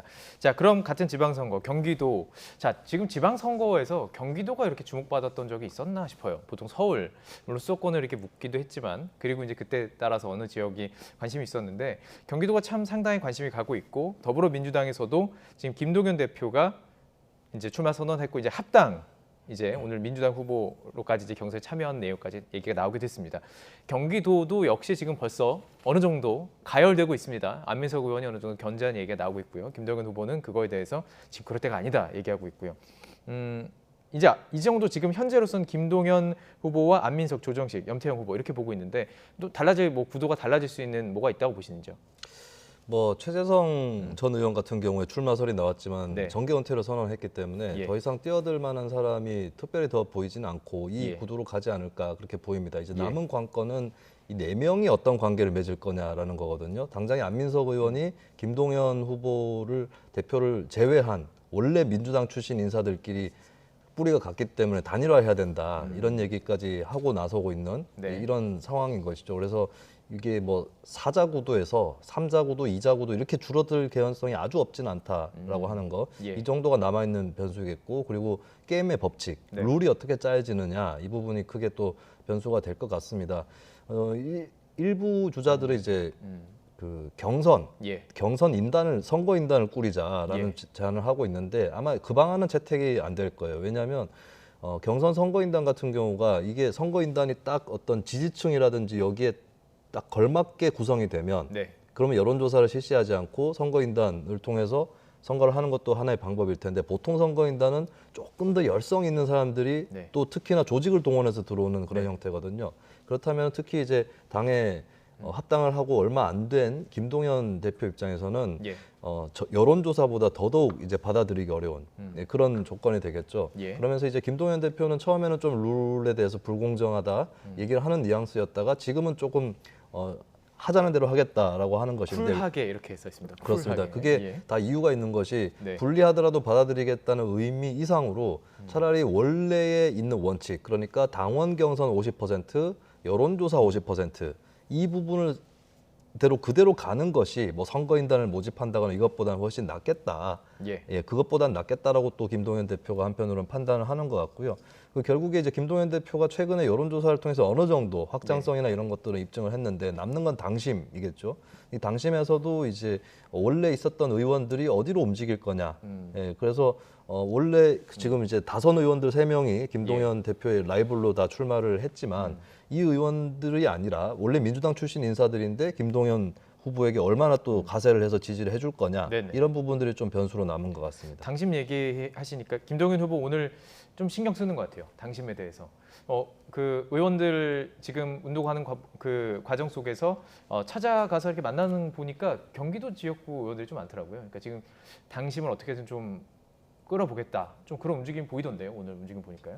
그렇습니다. 당연히 뭐 그럴 수밖에 없는 것이죠. 경기도의 경우에 특히 이제 경기도 지역구 의원들이 가지고 있는 자기 지역구에서의 어떤 조직이라든가 이런 것들이 결국은 이제 경선에 큰 영향을 미칠 수 있기 때문에 좀 말씀하신 것처럼 당내 기반이 없는 김동연 대표로서는 이렇게 적극적으로 이제 좀 의원들을 포섭하려는 그런 움직임 보일 수밖에 없는데 그런데 이러한 움직임만으로 사실은 설득이 되는 게 아니고 뭔가 이제 큰 힘이 뭔가 작용을 해야 사실은 이게 움직일 수 있는 거거든요. 단지 이제 김동연 대표의 본인의 어떤 매력이나 주장만으로 이것을 이제 좀 관철시킬 수 있는 것은 아니기 때문에 그래서 이제 오늘 합당 서약식 뭐 이런 절차를 통해서 만든 이제 정치 교체를 위해서 뭔가 행동한다라고 하는 위원회라든가 이런 것들의 활동이 중요한 것이고 그러한 활동의 명분이 어떻게 실리느냐. 예를 들면 이제 이재명 이 전 지사가 큰힘 얘기하실 때 이재명 후보 얘기할 것 같았습니다. 그렇죠. 이재명 전 지사가 이제 대선 후보 시절에 약속을 한 거지 않습니까? 어쨌든 정치 교체를 위해서 노력한다는 그런 방안을 만들어 보자는 것을.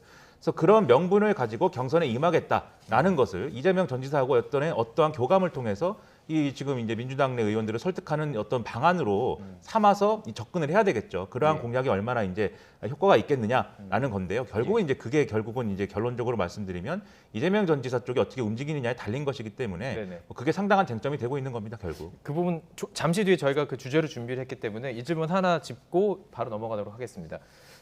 경기도 하면 국민의힘 얘기도 또 나눠야 되기 때문에 유승민 전 의원과 김은혜 의원의 신경전이 좀 시작된 모양새예요. 오늘 혹시 그 내용들 들으셨나요? 네. 윤심 얘기하고 민심 얘기하는 그 과정 어떻게 들으셨습니까? 네. 유승민 전 의원은 뭐 처음부터 김은혜 의원 출마 직전에 아마 라디오 인터뷰 했을 때부터 윤석열 당선자하고 통화를 했는데 그냥 뭐 기본적인 덕담만 나눴고 그리고 본인이 생각하기에 윤심이나 이런 거 없다라고 생각을 한다라고 밝혔습니다. 이게 어쨌든 글쎄요. 속내로는 어떤 생각을 할지는 모르겠지만 좀 의연하게 대처를 하겠다라고 하는 것인데 어쨌든 윤심 자체의 실체가 없다. 이것을 이제 강조하는 전략으로 유승민 전 의원은 갈 수밖에 없는 거겠죠. 특히나 지난 대선 때 유승민 전 의원하고 윤석열 당선자 간의 충돌이 있었기 때문에 그것을 다시 상기시킨다거나 그리고 김은혜 의원의 출마에 대해서 오히려 잘못 반응을 하게 되면 진짜로 그러면 유승민 견제용으로 출마를 하는 것인가라는 프레임이 더 강화될 수 있는 것이고 특히 정부 초기에 치러지는 지방선거에서 현 대통령하고 각을 세워서 이길 수 있는 그 여권 인사는 거의 없다고 봐야 됩니다. 그런 상황에서 이제 유승민 전 의원은 좀 그런 당내 구도에 침륜되지 않는, 좀 빠져들지 않는 쪽으로 이제 프레임을 벗어나는 그런 시도를 하고 있다라고 봐야 될 것 같고요. 김은혜 의원 같은 경우도 뭐 내가 윤심을 등에 업고 있다 이런 티는 전혀 내지는 않습니다. 근데 아무래도 자연스럽게 당선인의 대변인이었기 때문에 그런 부분들을 이제 은근히 조금 활용하려고 하는 것은 선거공학적으로 당연히 있을 수밖에 없는 거겠고요. 그러면서도 또 독자적인 정치인으로서의 브랜드라든지 이런 것들은 있어야 되기 때문에 앞으로 특별히 부각은 본인이 시키려고는 안 할 겁니다. 근데 결국에 이제 주변이라든지 같은 당 내라든지 언론 이쪽에서는 계속해서 그래도 윤석열이라는 코드로 김은혜 의원을 바라보려고 할 텐데 그 부분을 어떻게 또 극복을 하거나 역으로 긍정적으로 활용할지 이 부분이 이제 숙제로 남아 있는 거겠죠. 예. 저희가 대선을 네거티브 선거를 좀 피곤하게 보면서 지나왔잖아요. 근데 오늘 이 인터뷰를 다 들으면서 물론 이런 약간 공방이라든지 신경전도 있지만 정책적인 얘기들도 많이 하더라고요. 이런 정책을 가지고 나아가겠다. 그렇기 때문에 경기도 선거에서 어떤 정책 토론들을 뭐 경선 과정에서 그리고 이제 본선에서 어떤 얘기들이 나올지 경기도민으로서 또 관심 갖고 좀 지켜보도록 하겠습니다. 자, 지금 말씀해 주셨던 지방선거 앞두고 이재명 상임고문의 조기 등판설이 계속 흘러나오고 있는데 이준석 대표가 연일 이 얘기를 하고 있습니다. 그래서 조홍천 비대위원장의 발언과 함께 저희가 준비해봤습니다. 함께 들어보시죠. 이재명 후보가 순회동 살지 않습니까? 그래서 그 지역이 분당 지역에서 이제 나오려고 하는 움직임이 있을 겁니다. 저희는 그럼 그 후보를 저격하기 위한 투수가 한 명 또 대기하고 있습니다. 투수가 원희룡 투수 아닌가요? 아무도 얘기 안 했습니다. 그래서 지금 아마 이재명 후보가 어떤 판단을 하는지에 따라 가지고 예. 지금 저희도 이 패를 맞춰보고 있습니다. 상대방 그 장소에 대해서 뭐 너무 그렇게 쉽게 말씀하신 거 아닌가 싶습니다. 그래서 그쪽이 비니까 그쪽으로 나가면 되지 않겠냐, 주거지니까 뭐 그런 얘기인 것 같은데 저번에도 얘기했지만 지금 전장에서 돌아와가지고 갑옷 끈 풀고 있는데 다시 나가라고 하는 거 그건 맞지 않다라고 생각합니다. 네, 이준석 대표가 오늘은 그러니까 이제 분당을의 김병욱 의원이 성남시장을 나가고 그곳에 이제 이재명 고문이 나오는 것을 얘기했고 불과 며칠 전에는 그 얘기했습니다. 인천 계양 송영길 그 의원이 이제 경선에 나가게 되는 그 곳에 나가면 어떻겠느냐. 계속 이 시나리오를 던지고 있어요. 이게 배경이 뭐라고 생각하세요? 예. 뭐 아무래도 이제 이준석 대표도 네. 저희처럼 이제 정치 평론이나 이런 걸 많이 해오던 사람이다 보니까 네. 여러 가지 이제 상상력도 있고 그다음에 주변에서 나오는 여의도 주변에서 나오는 얘기나 이런 것들 많이 잘 알고 있기 때문에 이제 하고 있는 얘기라는 생각이 드는데요. 네. 그러나 이제 모든 이제 발언들은 어쨌든 뭐 당 대표로서 정치적 의도를 갖고 하는 측면들이 분명히 있겠죠. 첫 번째는 지방선거를 어쨌든 일종의 이 대선의 연장전과 같은 상황으로 치르는 것은 이제 불가피한 것이고 네. 그렇다고 하면 그 구도를 얼마나 잘 활용할 수 있는 거냐에 좀 방점을 맞춘 그러한 이제 언급이라고 생각을 합니다. 그래서 예. 이 윤석열 이 당선이 나고 이재명 후보 간의 어떤 이 대결 구도였던 거잖아요. 대선은. 그리고 그 구도를 다시 지방선거에 적용을 하면은 여전히 이제 뭐 이길 수 있는 그런 요인들이 있지 않을까라고 생각하는 부분이 있고 그것이 이제 일부 지역에서는 그럴 수도 있고 아닌 지역도 있겠지만 전반적으로는 도움이 되리라고 생각하는 부분이 있을 거예요. 왜냐하면 예. 이게 지금은 또 이제 윤석열 당선인이 초기의 논란들 때문에 국정 운영 동력이나 이런 것에 힘을 받기가 어렵고 여론조사 결과가 별로 좋지 않고 뭐 기대가 별로 크게 되지 않는다 뭐 이런 응답도 많이 있지만 지방선거에 임박하면 어쨌든 국민의힘으로서는 윤석열 정부의 힘을 실어줘야 된다. 이 메시지를 무시하고 갈 수 없는 거거든요. 이게 중심적인 전략이 될 수밖에 없는 겁니다. 그렇다고 한다면 윤석열 정부의 힘을 실어줘야 되는 이유를 우리가 이러저러한 걸 잘 하겠습니다로 이제 비춰지게 하기보다는 저쪽에는 여러분이 실었던 이제 이재명 후보가 있는 겁니다. 이걸 강조하는 게 오히려 낫지 않겠느냐라는 하나의 이제 좀 판단이 있는 것 같고요. 예. 두 번째는 그런 방식으로 해서 이제 이재명 전 지사가 결국 이제 정치의 어떤 뉴스의 중심에 나오게 됐을 때 이 네. 선거에서 이재명 전 지사가 그럼 상대편에서 또 민주당을 이끌고 있는 어떤 지도자이다라는 인식을 줬을 때 또 민주당이 결집을 하고 또 중도층 중에는 윤석열 당선인에게 다소 이제 실망한 사람들이 이재명 전 지사 보고선 그쪽으로 이제 쓸려갈 수도 있는 거 아니겠습니까? 네. 그런 상황을 방지하려면 이재명 전 지사가 움직이고 있는 이유는 여러 가지 무슨 뭐 대의 명분을 따르기 위해서라기보다는 본인이 살려고 하는 것이다. 본인이 어떤 정치적 이득을 취하기 위해서 지금 움직이는 것이다. 예. 라는 맥락을 또 만들 필요가 있는 겁니다. 그래서 예. 지금 나오고 있는 이 결국 이재명 전 지사의 이제 선거에서 역할론이라는 거는 예. 민주당이 뭐 승리하기 위해서라든지 좋은 효과를 만들기 위해서라는 데 방점이 찍히기보다는 예. 어떻게 민주당을 어떤 방식으로 어떤 시기에 어떻게 장악할 것이냐. 그래서 어떻게 차기 대선에 잘 이제 대응할 것이냐. 이 문제에 방점이 찍히거나 아니면 지금 검찰 수사든지 이런 것들이 예정이 되어 있는데 어떻게 하면 의원을 달아가지고 의원 배지를 달아서 그러한 경찰과 검찰의 어떤 그러한 칼날을 피할 수 있는 갑옷을 입을 수 있는 거냐. 예. 여기에 지금 쟁점이 이 방점이 맞춰져 있는 거거든요. 예. 그러다 보니까 인천에도 나갈 수 있는 사람이고 예. 뭐 성남 분당에도 나갈 수 있는 사람이고 어떻게 보면 시흥에도 나갈 수 있는 사람처럼 지금 돼버린 거예요. 이 논의 자체가. 네네. 그래서 그러한 효과들을 나름대로 노리고 지금 계속하는 얘기일 수 있겠다. 저는 그렇게 보고 있습니다. 뭐 일각에서는 뭐 어떤 그 과거에 있었던 사례, 뭐 이회창 전 대표 얘기를 들면서 뭐 출마했던 과정들, 뭐 시기도 이렇게 해서 비교한 사람도 있던데요. 자, 지금 어쨌든 저격수라는 단어를 썼잖아요. 이준석 대표가. 그래서 저격수가 원희룡 전 지사가 아니냐 이런 질문도 던졌습니다. 그러니까 만약에 이거 만약입니다. 정말 만약에 그게 이루어진다면 이거는 또 미니 대선이 되는 거잖아요. 그러면 사실은 뭐 선거 자체에 대한 관심도 상당히 높아질 수 있는 가능성도 있고요. 하지만 어떻게 보십니까? 가능성은 매우 희박하다고 보시는지. 그거는 이제 이재명 고문의 정치 셈법이 어떤 방식으로 이루어지느냐에 따라 달린 것이고 뭐 어떻게 할 거다라고 좀 내다보기는 어려운 것 같아요. 근데 제가 갖고 있는 나름의 문법이나 상식 이런 것으로 봤을 때는 사실 방금 전에 이회창 전 총재 얘기도 했지만 저는 이회창 전 총재가 97년 대선 끝나고 너무 빨리 움직이기 시작한 거 이것은 이유는 있습니다. 그러니까 자신이 대선에서는 탈락을 했지만 야당의 내부에서 리더십을 빠르게 강화해야겠다라고 하는 계산이 있었겠죠. 네. 그리고 이회창 전 총재도 당시 시점에서는 원래는 비주류 출신이었다가 당에서 후보가 된 상황이었기 때문에 그래서 그런 좀 조바심들이 있었을 겁니다. 근데 결과적으로는 신선미가 오히려 야당 총재를 오래 하게 되면서 떨어져 버리게 돼요. 그러면서 더 비주류 이미지를 갖고 있었던 노무현 후보한테 밀려서 대선에서 탈락하는 거거든요. 이런 공식들을 생각해 보면 저는 이재명 고문이 빨리 움직이고 선거에 출마하는 것이 썩 도움이 되지 않을 수 있다.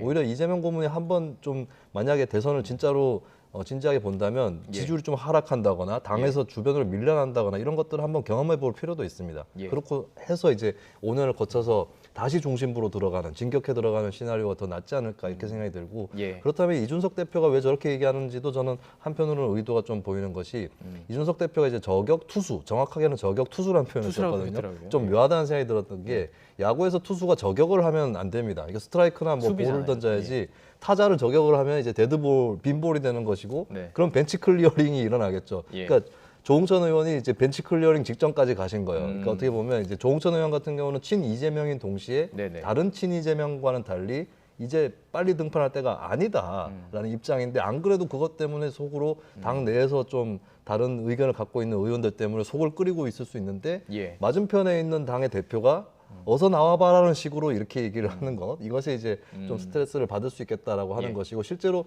이준석 대표의 의도는 나와볼 테면 한번 나와봐라 그게 과연 민주당에게 도움이 될 거냐라고 하는 그런 심리전의 일환이지도 않을까 이렇게 또 생각이 듭니다. 좀 나오지 말라라는 얘기일 수도 있고요. 자, 저희가 그래픽을 하나 좀 준비를 해봤습니다. 이 서울시장 얘기를 좀 해봐야 될 것 같아서요, 시간상. 자, 지금 서울시장 관련해서 여론조사를 좀 해봤는데요. 가상 양자 대결이죠. 일단 송영길 후보가 나왔을 때는 36.7%, 그리고 박영선 후보, 또 임종석 후보 아직은 잘 모릅니다. 하지만 가상 대결에서 봤을 때 오세훈 후보에게 안 되는 상황입니다.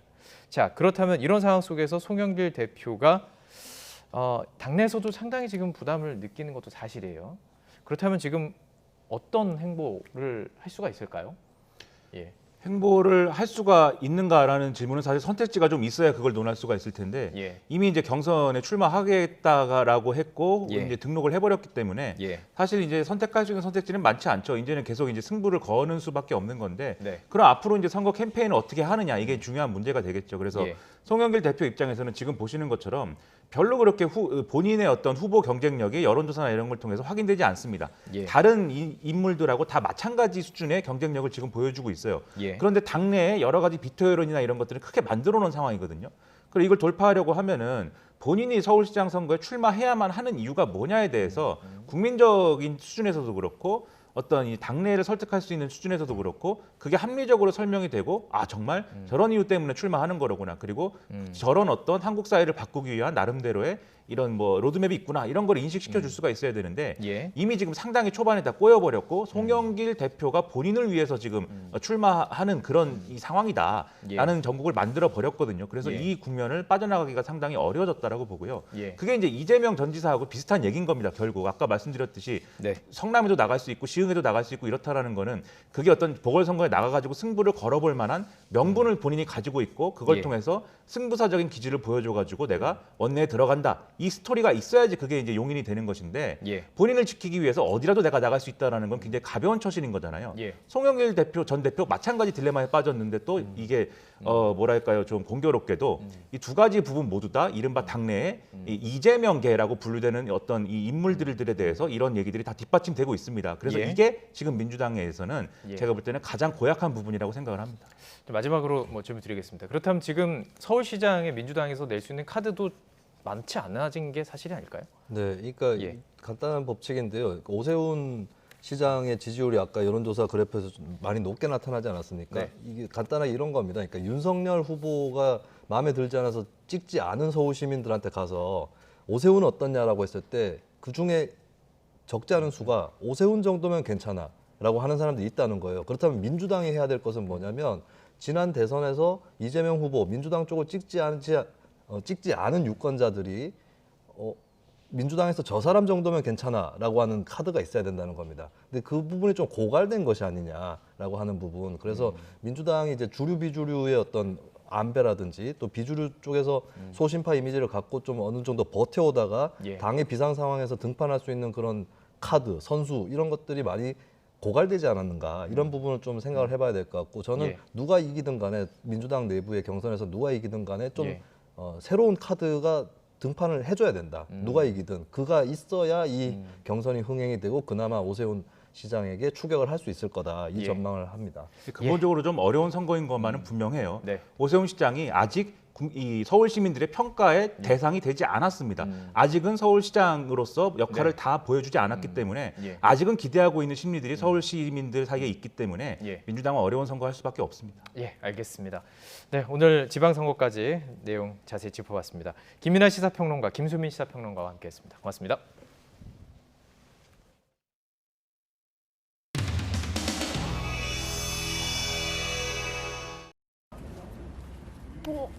뭘 기다리는 겁니까? 장모님. 뭘 물어보려고 그렇게 기다렸어요? 네, 생각하고 계시다고.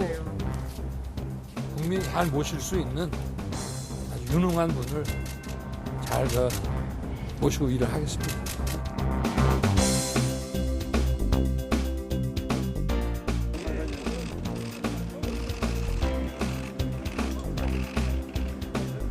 내각 중심으로 옮기는다는 입장도 수용하셨고 이게 또 다른 방향인데요.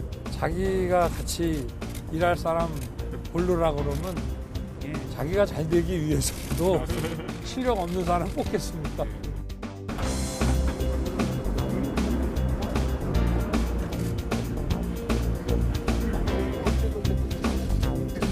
저는 너는 돋보이면 안 되니까요. TV를 보고 이걸 흉내내고 있더라고요. 장관님이 벅벅한 날이 정세영 기자가 고생하셨습니다.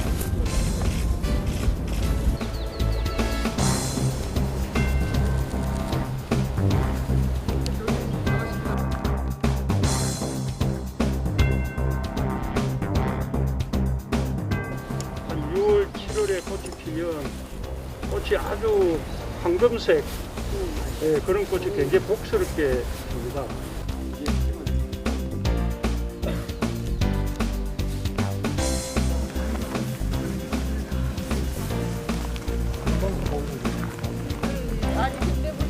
이번에 아주 첫 굴레길을 개방하는 건데 수도의 도심지를 이렇게 내려다 보면서 그럴 수 있는 이런 산 둘레길이 없어요.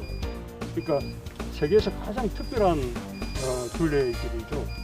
대통령이랑 매일 다니면서 여기 계단 설치하고 아이들의 높이에서 애들 혹시 떨어질까 봐 항상 주의하고 여기는 어떻게 하세요? 여기는 계단길이 너무합니다. 이런 이야기를 1년 반 동안 했습니다. 근데 다녀 일주일에 한 번씩.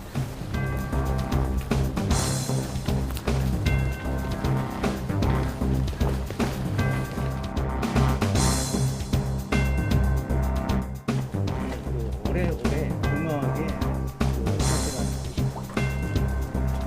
최소한도 아까 여기라든지 여기 보면 인공적으로 그러니까 기도하던 그런 곳이에요.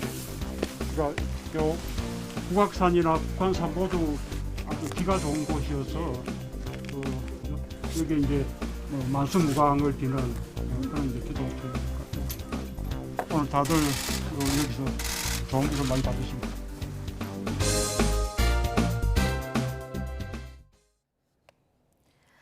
최근 우리 경제는 경기 회복세가 주춤하고 4%가 넘는 고물가에 민생의 어려움도 커지고 있습니다. 올해 성장률 3% 달성도 쉽지 않을 것이란 분석도 나오고 있습니다. 보도에 오인석 기자입니다. 러시아의 우크라이나 침공 이후 원자재 가격이 급등하며 최근 수출 기업을 중심으로 기업 심리 지수가 큰 폭으로 하락하고 있습니다. 제조업을 비롯해 수출 기업, 전자, 영상, 통신 장비와 자동차 기업 경기 실사 지수가 떨어지고 있습니다. 무역 수지도 악화하고 있습니다. 1분기 무역 수지는 40억 4천만 달러 적자로 분기당 무역 적자가 발생한 건 글로벌 금융 위기 때인 2008년 1분기 이후 처음입니다. 산업 생산은 최근 2개월 연속 마이너스를 기록했고 2월 설비 투자도 큰 폭으로 뒷걸음질 쳤습니다. 한국개발연구원 KDI는 보고서에서 우크라이나 사태 이후 경기 하방 위험이 확대되고 있다고 진단했습니다. 글로벌 공급망 교란이 심화되고 원자재 가격 상승세가 지속될 경우 세계 경제 전반의 회복세가 제약되면서 우리 수출에도 부정적 영향이 점진적으로 나타날 가능성이 있습니다. 국제 유가 급등세는 지난달 소비자 물가 상승률을 10년 3개월 만에 4%대로 밀어올렸습니다. 높은 물가는 실질 소득을 감소시켜 기름값과 외식비 등 서민 생활에 큰 부담을 주고 있습니다. 정부가 유류세 인하폭을 30%까지 확대하는 등 총력 대응하겠다고 밝히고 있지만 현실적으로 물가를 안정시킬 뾰족한 카드가 없다는 게 고민입니다. 최근 원자재 가격 급등세로 국내 물가 상승률이 상당히 좀 가팔라지고 있는데 한국은행은 이제 이런 인플레를 막기 위해서 금리 인상 기조를 강화할 수밖에 없고 하나 우려되는 거는 이제 금리 인상이 되면 우리 실물 경제가 다시 위축될 수 있는 그런 우려가 있습니다. 우크라이나 사태가 장기화할 경우 세계 경제의 성장률이 떨어지고 기대 인플레이션 심리가 높아지면서 우리 경제가 올해 3% 성장률 목표 달성도 쉽지 않다는 분석도 나오고 있습니다. 경기 회복과 물가 안정이라는 두 마리 토끼를 잡아야 하는 정부의 고민이 깊어지고 있습니다. YTN 오인석입니다. 삼성전자가 올해 1분기에 매출 77조 원에 영업이익 14조 1천억 원을 기록하며 역대 분기별 최대 실적을 올렸습니다. 하지만 주가는 전날보다 0.73% 하락한 6만 8천 원으로 마감되면서 52주 만에 최저가를 기록하며 소액주주들을 애태우게 했습니다. 박병환 기자입니다. 시가총액 400조 원이 넘는 코스피 1위 주식 삼성전자. 소액주주만도 560만 명에 달하는 우리나라를 대표하는 주식입니다. 올해 1분기 삼성전자는 매출 77조 원, 영업이익 14조 1천억 원을 올려 사상 최고 기록을 경신했습니다. 지난해 1분기에 비해 매출은 17.76%, 영업이익은 50.32% 증가한 규모입니다. 코로나19 장기화와 우크라이나 사태에 따른 원자재값 인상, 글로벌 공급망 위기 등 대내외 악재에도 역대급 실적을 거둔 것입니다. 삼성전자는 지난해 3분기 73조 9천억 원의 매출을 올리며 분기 매출 첫 70조 원을 돌파한 뒤 4분기에 76조 5천억 원을 기록한 데 이어 또다시 최고치를 경신한 것입니다. 하지만 이런 호재 속에서도 삼성전자 주가는 전날보다 500원이나 하락한 6만 8천 원에 마감해 소액 주주들을 애타게 했습니다. 지난달 7만 원대를 간신히 유지하던 삼성전자 주가는 지난 3월 30일 6만 9,900원으로 내려앉은 후 이제 6만 8천 원 선도 위협받고 있습니다. 중국의 노코로나 정책으로 인해서 방역이 경제 봉쇄들이 강화되는 점, 이런 점들은 삼성전자를 포함해서 중국의 핸드폰 판매를 둔화시키는 요인이고, 이런 점들은 아무래도 삼성전자 반도체 실적에도 좀 부정적으로 작용한다라고 보여집니다. 하지만 증권 분석가들은 올해 연말 삼성전자 주가에 대해 10만 원 선을 제시하며 긍정적 전망을 내놓고 있습니다. 증권가에서는 삼성전자가 올해 매출 318조 7천억 원, 영업이익 63조 9천억 원을 기록해 사상 최대 실적을 달성할 것으로 전망했습니다. YTN 박병헌입니다. 갓 태어난 아기를 숨지게 한 뒤 의류수거함에 버린 20대 친모가 1심에서 징역 3년을 선고받았습니다. 재판부는 친모가 좌변기에서 아이를 출산한 뒤 방치해 익사하게 하는 등 생명을 해쳐 죄책이 무겁다고 질타했습니다. 정현우 기자의 보도입니다. 기온이 영하로 떨어져 몹시 추웠던 지난해 12월 19일 밤 늦은 시각. 경기도 오산 의류수거함에서 탯줄을 단 남자 아기가 숨진 채 발견됐습니다. 길가에 있는 의류 수거함에서 갓 태어난 아기가 숨진 채 발견됐습니다. 경찰은 아기를 버리고 간 용의자를 뒤쫓고 있습니다. 따뜻한 보살핌 한 번 받지 못한 채 버려져 세상을 떠난 아기의 사연이 보도를 통해 알려지자 의류 수거함 주변엔 분유와 기저귀가 놓이는 등 시민들의 추모 발길이 이어졌습니다. 경찰은 CCTV 등을 통해 용의자를 추적한 끝에 20대 친모 김모 씨를 체포했습니다. 김 씨는 경찰 조사에서 남편의 아이가 아니라는 사실이 탄로날까 두려워 범행을 저질렀다고 털어놓았습니다. 수사 과정에서 김 씨의 다른 두 자녀가 쓰레기 가득한 환경에 방치되는 등 학대당한 사실도 드러났습니다. 김 씨는 영아 살해와 사체 유기, 아동복지법상 방임 등의 혐의로 구속돼 재판에 넘겨졌습니다. 1심 재판부는 생명은 무엇과도 바꿀 수 없는 가치이고 갓 태어난 아기도 예외가 아니라며 생명의 가치를 참혹하게 훼손한 중대 범죄라고 질타했습니다. 아기를 좌변기에서 출산한 직후 익사해서 숨지게 한 뒤 사체를 유기하는 등 범행 경위와 수단을 보더라도 죄책이 상당히 무겁다고 지적했습니다.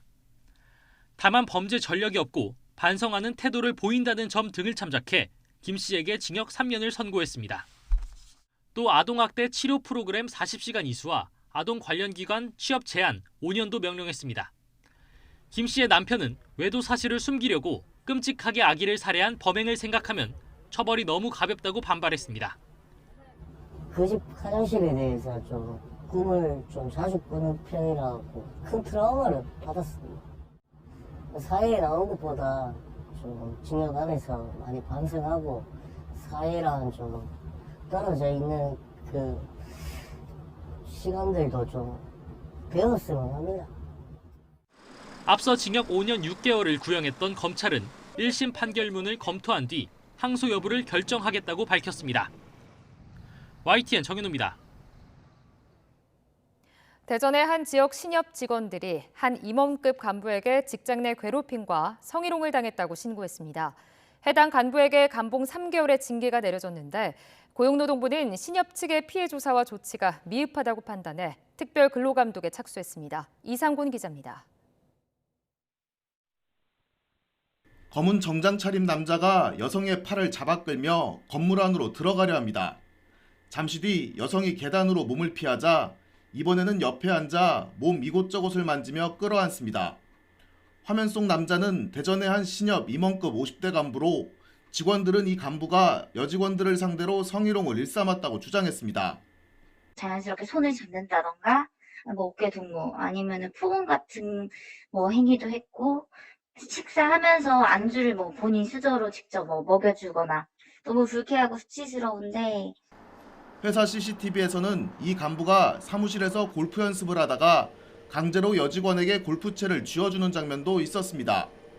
또 잦은 욕설을 하고 남성 직원들에게 가혹행위를 시키는 장면도 화면과 녹취에서 확인됐습니다. 신협중앙회가 해당 간부에 대해 세 차례 직권정지 조치를 요구했지만 이사회는 따르지 않은 것으로 파악됐습니다. 해당 신협 이사회는 직장 내 괴롭힘과 조합 이미지 실추에 대한 행위에 대해서만 감봉 3개월 처분을 내렸습니다. 문제를 제기한 직원 10여 명은 대책위원회까지 구성해 피해 사실을 알리고 있지만 오히려 부당한 대우를 받고 있다고 말했습니다.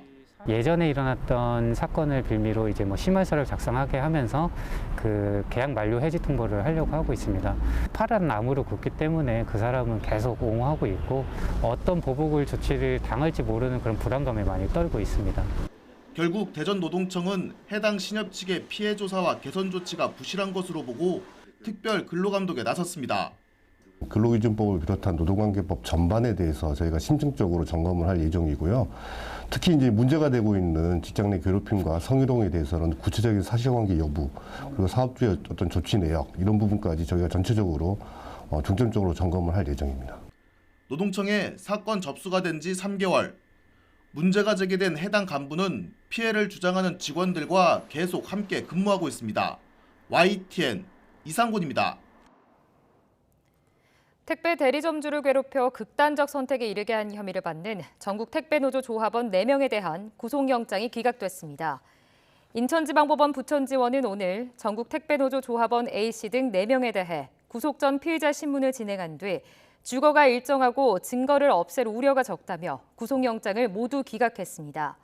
앞서 경기도 김포에서 택배 대리점을 운영하던 40대 대리점주는 지난해 8월 노조원의 불법 태업과 업무 방해, 협박을 못 견디겠다는 내용의 유서를 남기고 극단적 선택을 했습니다. 따뜻해진 날씨에 나들이나 야영을 갈 때 꼭 챙기는 필수품으로 휴대용 가스레인지가 있는데요. 간단하게 사용할 수 있다는 장점이 있지만 사용 수칙을 잘 지키지 않으면 폭발 사고가 일어날 수 있습니다. 양동훈 기자가 실험 현장에 다녀왔습니다. 보호 장구를 갖춘 소방관이 휴대용 가스레인지에 불을 붙인 뒤 부탄가스 위를 완전히 덮는 과대 불판을 올려둡니다. 시간이 지나자 펑 하는 굉음과 함께 불판과 가스레인지가 날아가고 바람을 막기 위해 설치해둔 나무 판자도 부서집니다. 폭발의 충격으로 휴대용 가스레인지는 완전히 찌그러졌고 부탄가스 캔은 바닥면이 떨어져 나갔습니다. 휴대용 부탄가스는 안전하게 만들어져 있지만 이용 수칙을 정확하게 지키지 않을 경우 위험할 수 있습니다. 불판은 화구만 덮도록 적당한 크기를 사용해야 하고 부탄가스 용기를 불 주변에 두거나 직사광선 아래 방치하면 안 됩니다. 간접적인 복사열에 의해서 부탄가스 캔이 과열됐을 때 폭발하는 경우가 있으며 연소가 잘 되지 않는다는 이유로 부탄가스 캔을 직접 가열했을 때 과열로 인해서 폭발하는 경우가 있습니다. 지난 2017년부터 작년까지 대전에서만 휴대용 가스레인지 폭발 사고 22건이 발생해 8명이 다쳤습니다. 올해 3월에도 유성구에 있는 한 음식점에서 폭발 사고가 발생해 4명이 경상을 입기도 했습니다. 폭발 파편에 의해서 화상과 피부에 손상을 입는 경우가 있습니다. 불판 위에 돼지 기름이라든가 이런 기름이 있을 경우에 그쪽으로 연소 확대가 될 수 있습니다. 소방당국은 날씨가 따뜻해지고 거리 두기가 완화되면서 봄나들이에 나서는 시민들이 많아지는 만큼 휴대용 가스레인지 폭발 사고가 늘어날 수 있다며 주의를 당부했습니다. YTN 양동훈입니다. 경기 양주에 있는 금은방에서 여주인을 폭행한 뒤 금품을 훔쳐 달아난 20대 남성이 경찰에 붙잡혔습니다. 경기 양주경찰서는 오늘 강도상해 등 혐의로 20대 후반 남성 A씨를 긴급 체포했습니다. A씨는 어제 오후 6시 반쯤 경기 양주시 덕계동 금은방에서 여성 업주를 주먹으로 여러 차례 폭행해 기절시킨 뒤 2억 원 상당의 금품을 훔쳐 달아난 혐의를 받고 있습니다. 경찰은 CCTV와 탐문을 통해 도주 15시간 만인 오늘 밤 9시 반쯤 경기도 모처에서 A씨를 체포했습니다. 이와 함께 A씨가 지인에게 맡겨둔 귀금속 일부를 회수했습니다.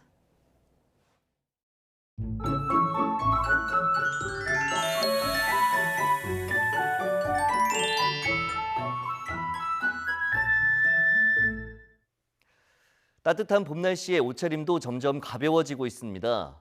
내일도 기온이 크게 오르며 무척 따뜻할 것으로 보이는데 우선 아침에는 서울 기온이 6도로 예년 수준을 보이며 쌀쌀하겠습니다. 하지만 한낮에는 20도까지 오르는 등 오늘 그리고 예년보다 4도가량 높아지며 올봄 들어 가장 따뜻해지겠습니다. 다만 일교차는 더 크게 벌어집니다. 큰 일교차에 건강 잃지 않도록 각별히 주의해 주시기 바랍니다. 또 맑은 날씨가 이어지며 대기가 더욱 건조해집니다. 특히 서울 등 곳곳에 건조주의보가 발효 중인 가운데 영동을 중심으로는 바람도 강하게 불고 있습니다. 따라서 대형 화재가 발생할 가능성이 높은 만큼 화재 예방에도 유의해 주시기 바랍니다. 내일 아침 기온 오늘보다 1도에서 4도가량 낮겠습니다. 서울 6도, 대전 4도, 광주 6도, 부산 10도로 예상됩니다. 낮 기온은 오늘보다 2도에서 5도가량 높겠습니다. 서울 20도, 대전 22도, 광주 24도, 대구 23도로 예상됩니다. 토요일 새벽부터 아침 사이 수도권과 충남 북부에 비가 조금 내리겠습니다. 이후 주말 내내 대체로 맑겠고 기온이 더 크게 오르며 고온 현상이 나타날 전망입니다. 날씨 정보였습니다. 이상으로 YTN 뉴스나이트 마치겠습니다. 시청해주신 여러분 고맙습니다.